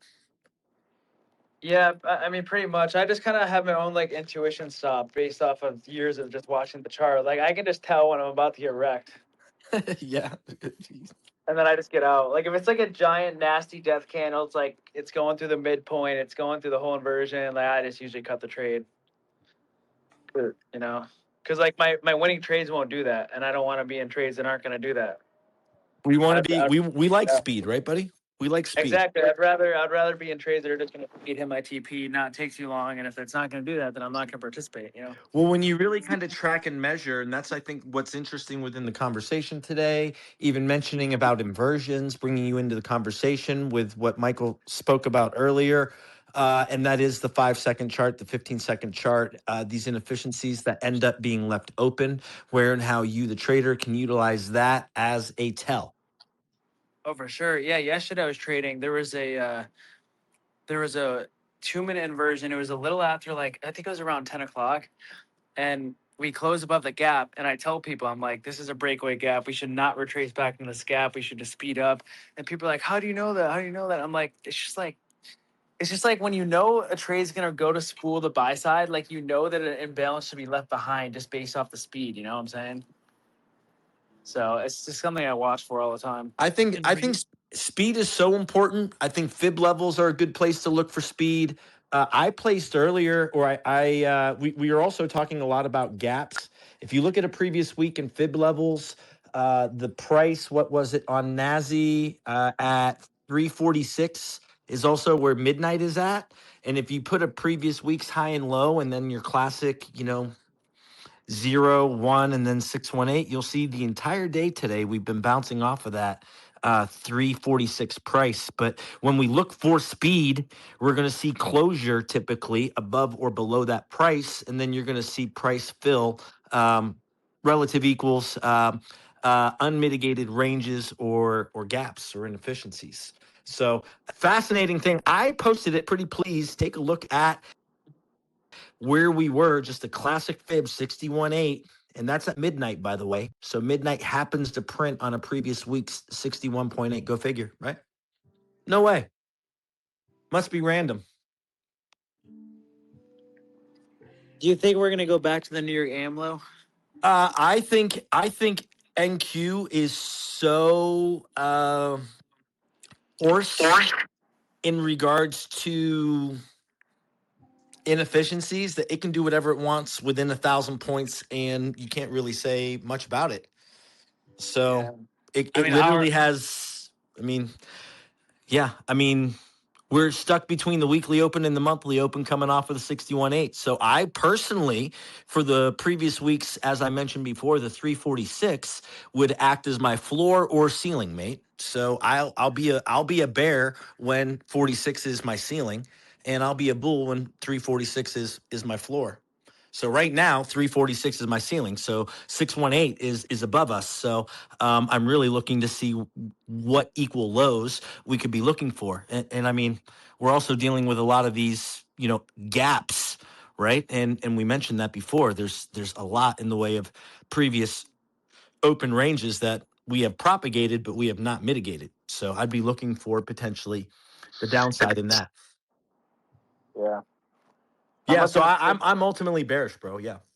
Yeah, I'm looking for the. I don't know if you. I'm looking for consequent encroachment of the hourly fair value gap, the bullish gap we formed yesterday at 10 a.m. We came close earlier, but we never hit it. So. Right on. I mean, we've only moved 28% of our range, 191 points today, after we've been, explosively over the last 2 weeks in ranges that are averaging over 600 points. So, do you question? tiding, Do you think February has already been better than January? Because I think it's been way better. Oh, it's been way better. It's more loose. Yeah. I mean, bro, February hasn't even started yet. You realize? I know, but this week looks promising, man. This week looks good. This whole month looks good. There's a lot. I mean, as we progress and move on, we're just getting out of the yearly open, right? So, yeah. What do you? So, do you like NQ a lot? That's all you trade, right? Yeah, literally, I only trade NQ. I mean, I look for SMTs sometimes, but I hate SMTs, dude. Like, if I know the draw on liquidity, an SMT is not going to get in the way of my draw on liquidity. SMT is a confusing factor, I think, for I know it's newer so traders. confusing for people. Having had to try to explain it to folks a lot, it ends up being one more element that ends up, instead of adding confluence or strength, for a lot of folks, it can become one more element of confusion.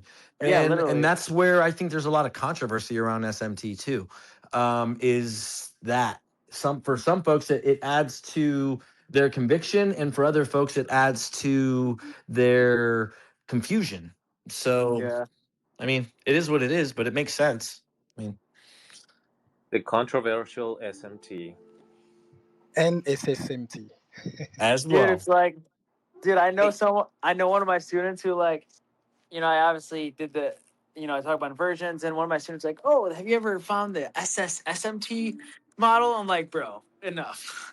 We're not looking for that." I know. No, we're not looking for that. Yeah. I love this year's mentorship is all about making it easier, and all you need, boiling it down to the core fundamental standard operating procedures, the specifications, the if-then statements, the logical trees. It's already been explained. If you want to find out further information and knowledge, you literally just go back to the episode. You refer back to that month. You refer back to that series.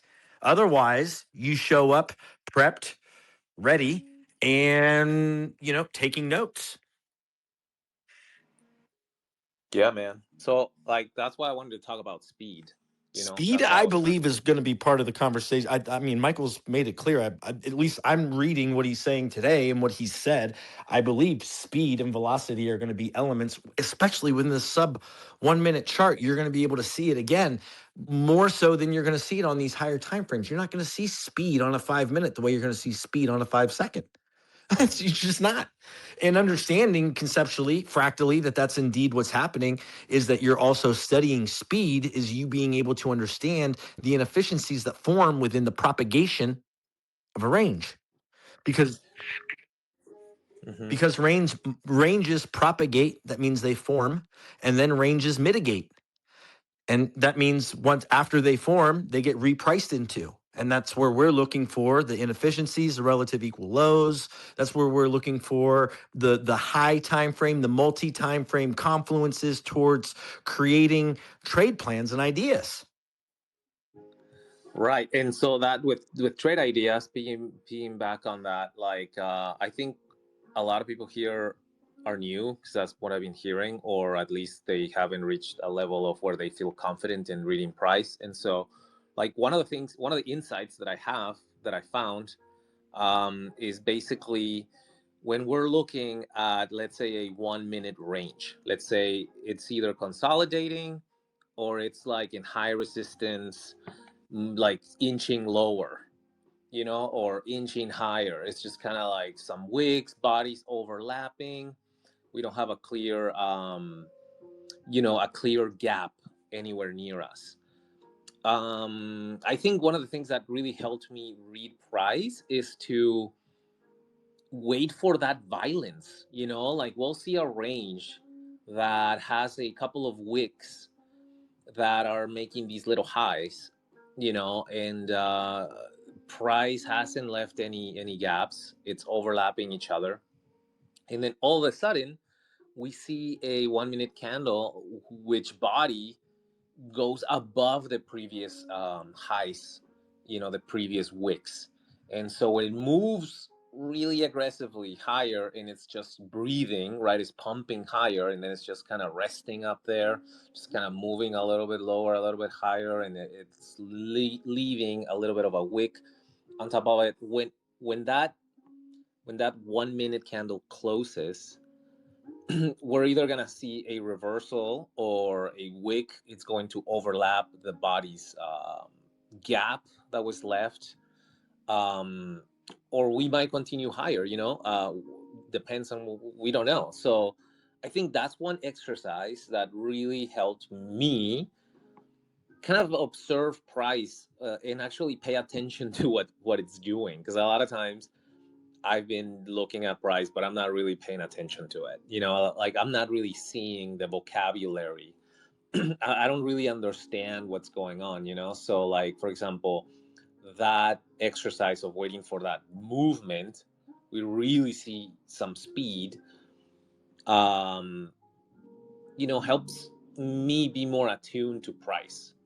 And I don't need to catch all the moves. I need to be able to catch and frame the moves that I'm able to see.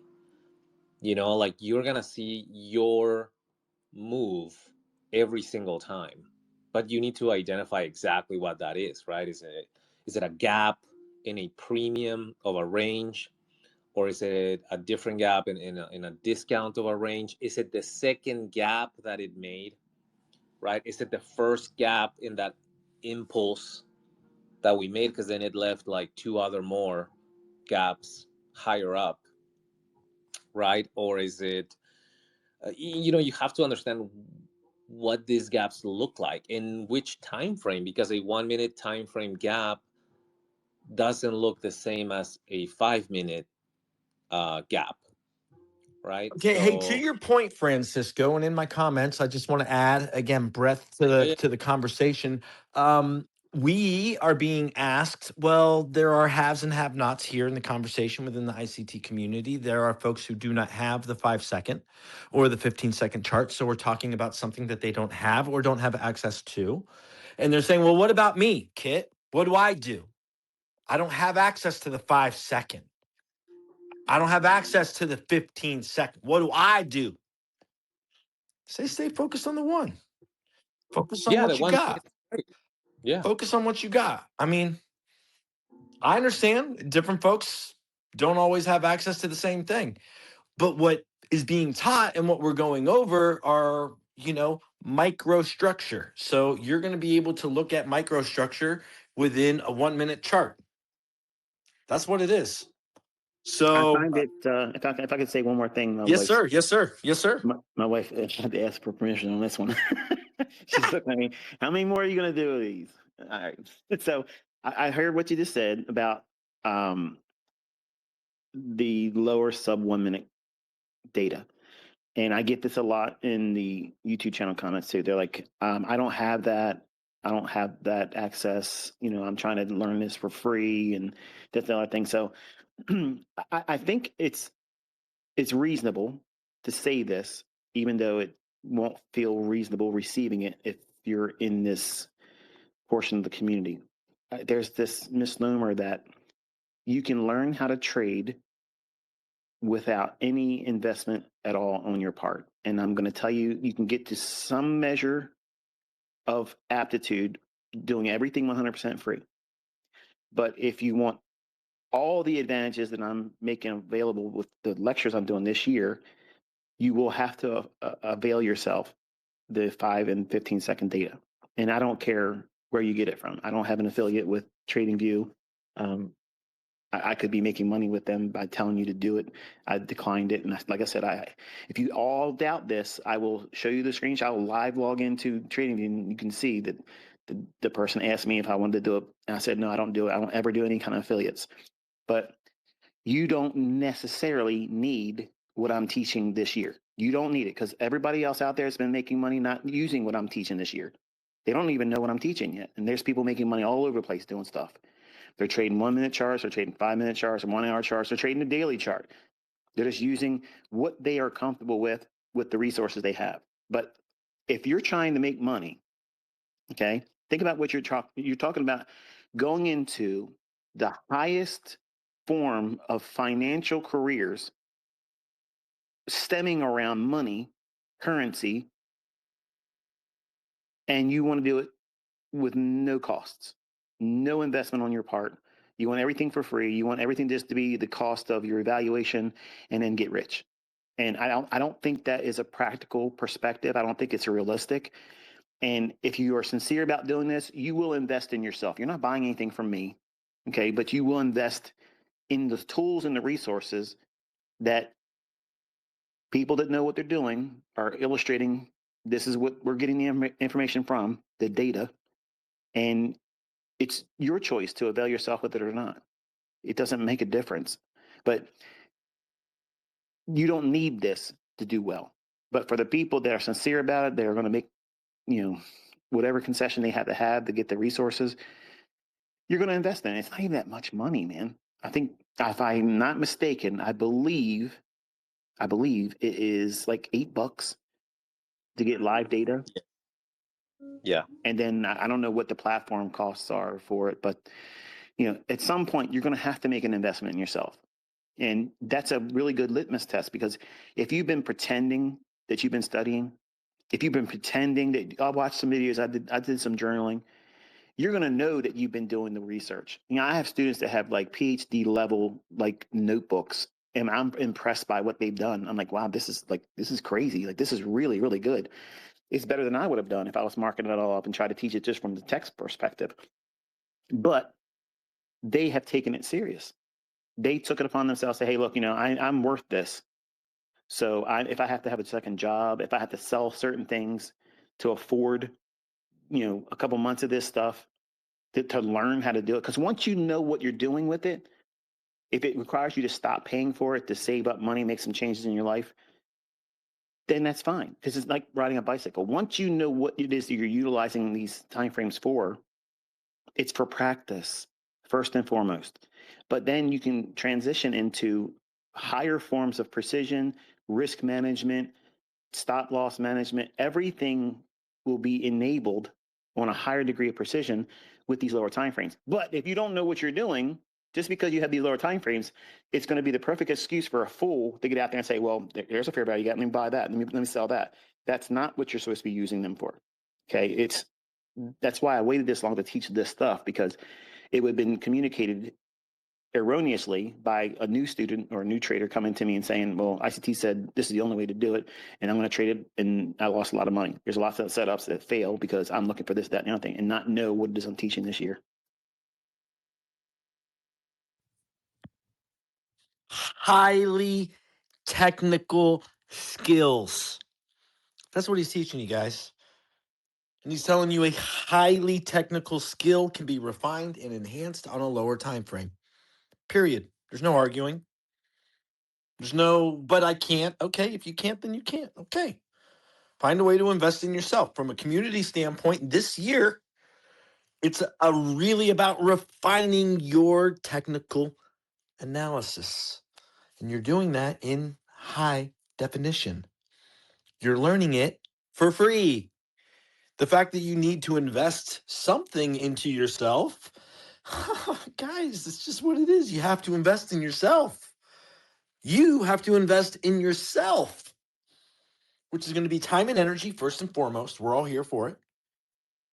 But then you're going to have to scratch up some change. And I know for some of you, you're going to be like, yeah, but Kitt, you don't understand. And I'm just going to say I lived in a third world country voluntarily from 18 to 25. So I do understand. I do. I know it's rough in the streets. And I also know income disparity. But you got to do what you got to do. And that's it. That's it. And then you show up and you're ready to play. Let's go. High five. We're on the same team. Let's go. So that's what it is. DeMarcus, you want to jump in here quickly? Guys, we're going to be wrapping up here ourselves here. We've been here a little bit. It's been a wonderful day. And 147, I like the prime. Just saying. I like the prime. Hey, what's up, Kitt? Can you hear me good, bro? Yes, sir, I can. We're going to go probably about, I think, 13 minutes. I'm going to be wrapping up here around 2 o'clock. Try my best, 13. I like that number, too. Go ahead. All right. Thank you. So I'll just say real quick, man. I know there was another guy on here earlier named Ryan, and he was talking about how he felt lost, and he said something. He gave me what I've been wanting to say. He set it up perfect. So, I kind of had a similar story. I started trading back in 2020. Found profitability back then with retail. Then started learning smart money, and it was a struggle, has been a struggle to find profitability since I started back learning smart money. And I stopped trading about 2 years ago. Right, it was right around the time when the Silver Bullet first came out, when ICT first started teaching it, and I had just started working night shifts at my job, and it was too much for me. I kept missing the setups, and I was like, you know what, I'm gonna just take a break. Whenever I can get a better schedule, then I'll start back trading. Fast forward to July last year, I started back trading, and I went through some of ICT's 2024 live streams. I went through some of the 2025 live streams, and I've been listening to the podcast that he's done on here. I've been listening to those like every single day.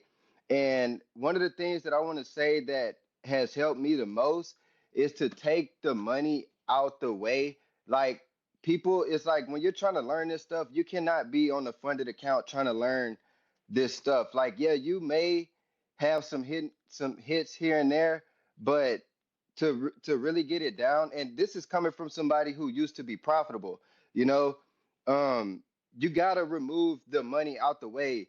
Back then, we used to pay like $500 for a 100K challenge. Now it's so cheap.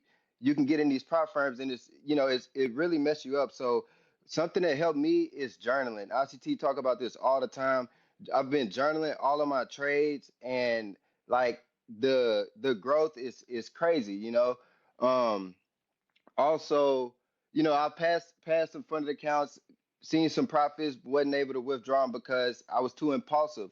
Right? I work at a casino. I don't gamble, but it being in that environment messes with my psychology. Right? So I've been dealing with that lately, but I took a break, went back to it, go paper trade. You know what I'm saying? Paper trade it out until it gets boring and you having profitable weeks on the paper trade account.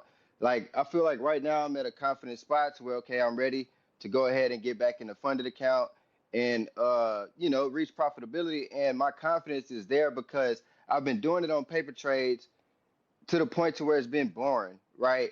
And I just want to say to new people that's listening, take the money out the way. Like ICT is going live this whole year. Like it's crazy to me because when I first started learning, he wasn't going live, right? So to be able to have him going live is a blessing. Hop on, take notes, and paper trade until you know what your model is, you know what you're looking for, you know what time you're getting on the charts, and you know your risk tolerance, how much you're comfortable with risking in a trade, and stick it out until you get more comfortable to put real money at risk. And then what y'all are saying about being able to see the lower time frames, yes, make that investment because you'll be able to see way more setups happening on lower time frames. And if you journaling every trade that you take, that's another opportunity for you to learn and get better every day. So that's all I wanted to say. I know we in the macro, you wanted to finish up before that, so appreciate y'all. He said we're in the macro. Right? I love that. We're all looking at the chart right now, right? No doubt, low key. I happen to be eating a sandwich, but Slick Rick and Ty the Fly guy, come on and jump up in here, guys. Yes, sir. How's everybody doing? Pretty good. Yourself? I'm okay. I'm okay. My name is Elliot. I appreciate being in the community. I've been studying ICT concepts. I think going my 5th year now. The mark has definitely touched on some good topics just now. I do also want to just hop on that as well because the lower time frames, when you have the ability to watch them, you can train your eye, in reference to the higher time frames. And once you see what you're looking for over and over and over again, it just becomes like clockwork. But I did have a question regarding like the concept of the power of three. Ooh, I love the power of three. So do I. One of my favorites, one of my very favorites. So I typically like to start off on a higher time frame. I look at the weekly profile, daily profiles, the NWOGs, the NDOGs, all that good stuff. But when it comes to, anticipating a direction for the day and utilizing that method, sometimes it's hard to see when and where, if it's going to actually be a great expansion phase during London, or if it's going to be a consolidation day. So I was wondering, is there any way to kind of hone in on that a little bit more with accuracy? So, so Okay, we can tell the difference. economic calendar weekly profile. What am I going to say about that, and where would I find it? What is it? Forexfactory.com. Forexfactory.com. Yep. And then on ICT's channel, what are we talking about? We're talking about core content, month 10, episodes 5 through 10, indices. We're talking about profiling, weekly profiling, price projecting. So we're going to find that core content month 9, right? Price projection. We're going to look in core content month 12, look at the high time frame, kind of begin with the end in mind. So you're asking, how do we anticipate an accumulation? How do we anticipate these consolidations? Well, we look at the economic calendar. We look at where we are at within a month. We look at where we are at within a quarter. We look at where we are at within a week, right? And we're anticipating.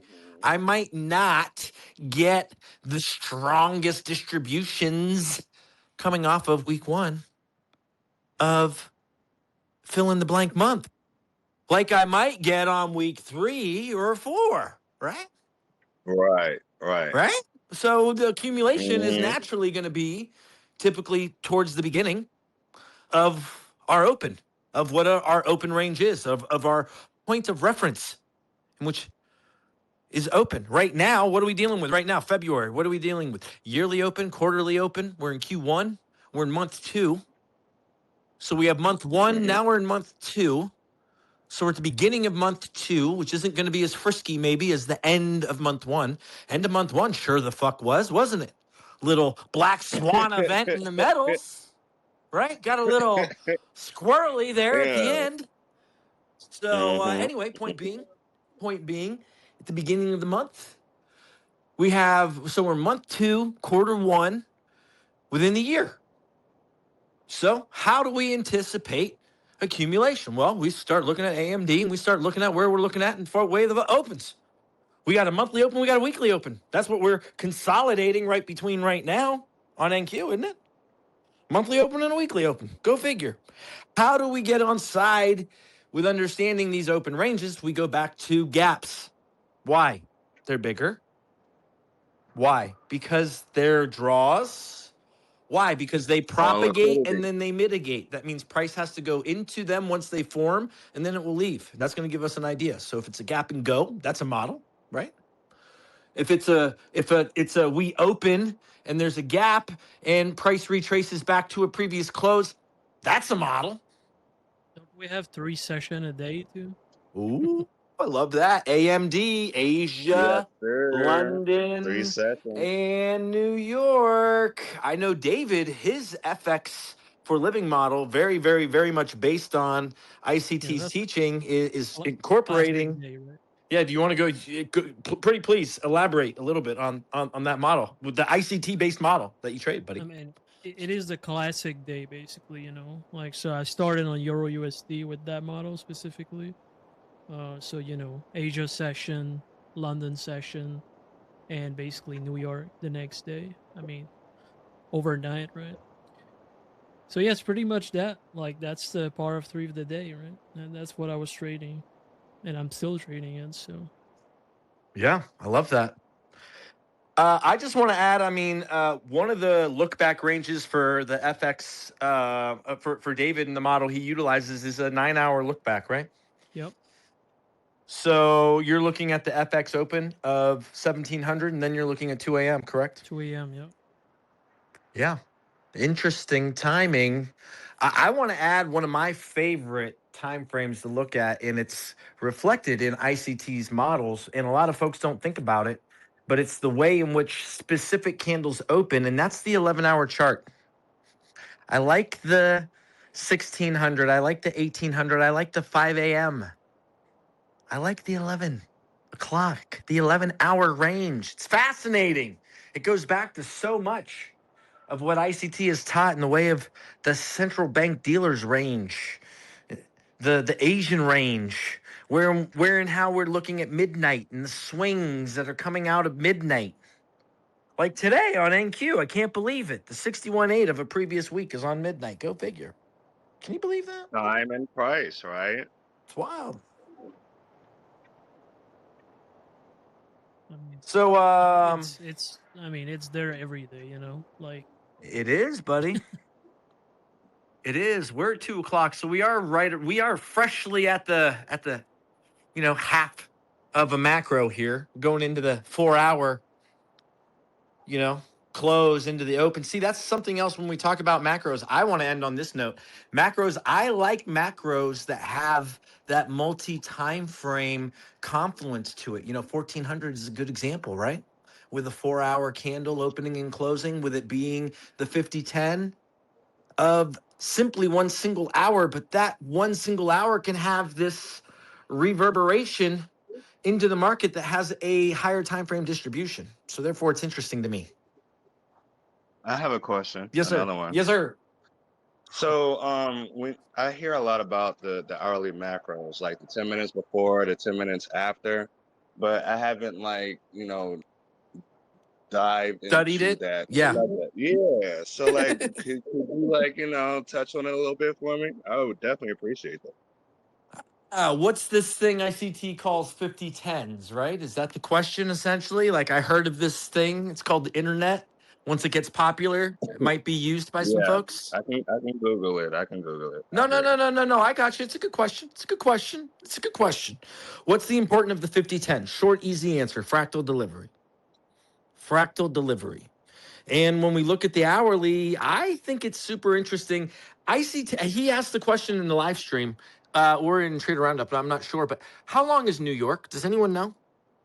How long is the New York session? How many hours? How many minutes? Michael asked the question earlier. I don't think there was an actual response. 390. Anybody? 6 hours. minutes, maybe? 6.5 hours? No, 390 minutes. So you're going from 9:30 to 4 o'clock, right? 1600. I know you guys got to do all that math because you guys think everything's on this H4 or H6, right? Who could possibly imagine the market opens and then it's actually 6.5 hours? It's 390 minutes, right? Isn't that wild? 390 minutes. That's how long New York is dictated from open to close. Because what's interesting is if you anchor that same 390 to say something like a 2 a.m., 6.5 hours, what do you get? 8:30. Interesting. What if we anchor 4 o'clock a.m.? What if we anchor 6.5 hours? What do we get? 10:30. Interesting. So 6 hours, the magical, mysterious 6 hours. I'm here to tell you 6.5 is way more interesting. And New York tells you that, not me. How long it chooses to be open and closed tells you that, not me. It's just a very interesting observation when we look at ranges that are propagating, that are forming from specific times to other times. And then what's the 50%? And where's that at?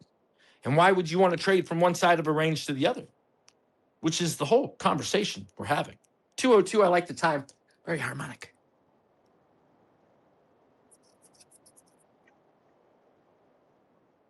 Anyway, I think we found a place to kind of leave it. Just because we're going to be back, we're going to be doing more of it.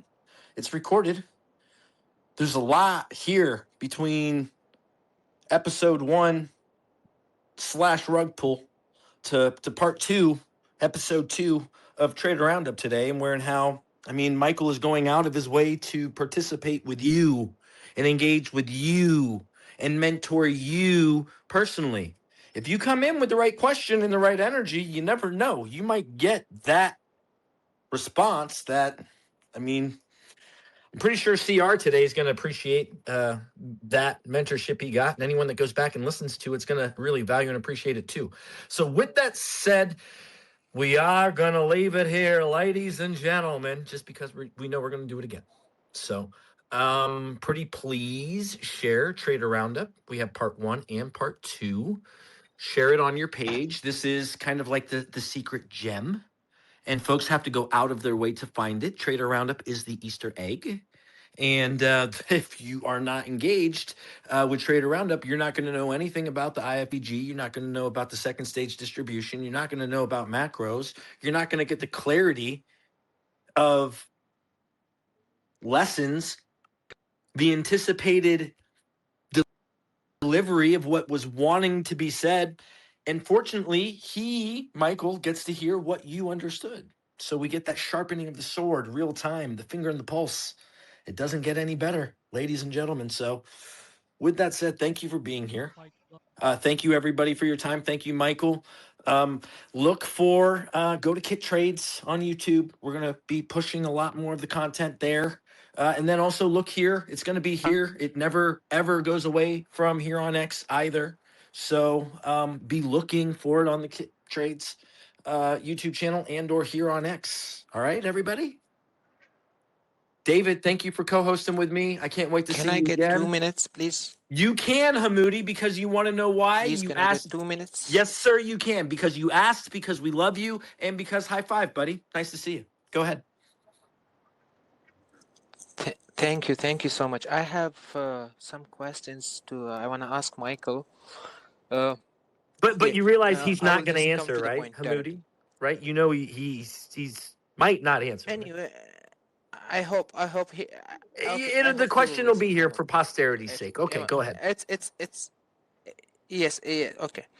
In 2025, in last lectures, he mentioned that high probability fair value gap come on quadrant levels. Okay, and then in 2026, he said no matter what, always the inversion fair value gap will be low risk entry for smart money.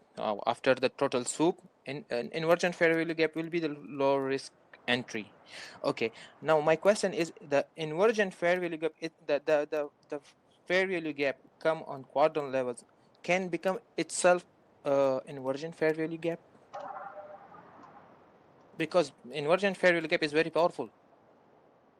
You're imploring and inviting people to a conversation, and I'm not even sure the question.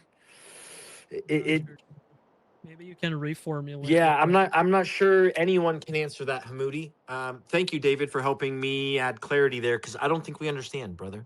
Honestly. All right, no problem. I hope Michael will hear at that, and someday he will answer for that. No, but let's try and understand the question, brother, while you're here. The inversion fair value gap forming on the quarterly. No, just no, on the quadrant, line. Yes, on the quadrant. On the quadrant, quarterly quadrant. I'm sorry. Go ahead. Yes, like any you grade any wick, or let's say opening gap. Opening gap have quadrant levels, right? Yep. And the first presented fair value gap become on, let's say, upper quadrant level. It can become itself inversion, because inversion fair value gap is always low risk probability entry for smart money after total soup, after model 2022. Model 2022 can be standard fair value gap, but for inversion fair value gap form on quadrant level, it can breach to upside and make it inversion fair value gap, because the quadrant level fair value gap is very powerful. Like David, do you understand? I mean, he is definitely trying to ask the question. I don't understand what he's asking. I don't. It's better. I just think it needs to be formulated different way. Like, but I don't understand as well. Like, in my opinion, I think he's this is like he mentioned. I'll tell you, he lectured this in 2025 second last video, and then 2026 in the beginning videos he said no matter what, the inversion fair value To say the way your verb no matter what and always are not things that Michael says. Okay, he doesn't say no matter what and always. So you stating that that's what he says, you're incorrect. He does not state that the market is always going to do. Those are not the words he uses. So you're putting words in Michael's mouth in which you want a response from. He does not state that. No. I'm not saying that. I'm stating behalf of him. I just want to ask this: okay? I get it. I understand language. I understand the language is a challenge. So that's fair. Do me a favor, Hamoudi. Jump in my DMs and ask the questions, because we've ran out of time today, boys and girls. Damn it! Yeah, I know, right? All right. Okay, thank you. Okay, I got a question real quick. Technical, if we got. Okay, all right. That's no problem. I don't mind. If we got some technical questions, and there are folks here, if you can be salient, on point to the topic, then that's fine. I just don't want to get short with some of these questions. It's just not. It's not it. Definitely, man. Slick Rick here from Miami, 2024 mentorship, loving it. Mechanical. I'm actually teaching it to a couple of my friends. I've only been studying for about a year, but fighting the demons of psychology, but still seeing the progress. my question is in regards to, and I know it has been asked a lot of times, Michael's probably going to laugh, but in respect to the settlement and the contract change buttons, I'm having a little bit of confusion sometimes where I'll switch it to find the bigger gap, like he instructed us, but then you know, I'll go back and then the highs and lows are different, and then I get confused. Is there any way, or is there any advice you can give me in reference to that? Like how do you align the changing of those settings to not confuse you, I guess? Because you know, for example, you'll find a suspension block, and then you'll hit the contract adjustment button, and then all the highs and lows will change. So I'm just finding a little bit of confusion in that, and if I can get some clarity on that, that would be great. On the continuous contract or on the monthly contract? I'm sorry? On the monthly contract or on the On the continuous contract? well, I'm on the daily chart usually, and then and it's Q1? yeah, NQ1, yeah. Yeah. You know how the highs and lows change when you hit the B adjust, and then when you click in the settlement, the gap sizes change significantly. So I just wanted to know how to navigate that in reference to not getting confused, because I'll you know, ICT noted a low recently, and I had the B adjust button pressed, and I couldn't understand why he noted that low, and then I changed back, and I was like, oh, he's talking about that low. You know, so like, how do we not get confused with the switching back and forth between the buttons? Are you on extended hour or electronic hour? So let's say you're using on the daily, so there is no that doesn't exist on the daily. I don't know if Kitt can chime in on this, maybe. If you're using like NQ1, you can go in your setting and symbol, and there's like an adjust for contract change there, like you can check mark, and there's like an question mark like logo, you can read about it and understand a little bit better how they overlap these contract change on a continuous level. Right, no, I understand that. And ICT taught us to look for the largest gaps, but I'm really asking about the adjustment button where the highs and lows change, and that throws off your analysis basically. So like, how do you know when is proper to use each one, if that makes any sense?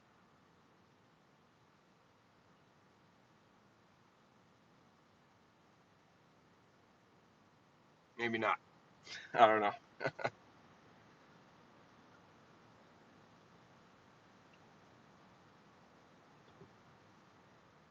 Hey, Kitt, you're muted in case you're trying to talk.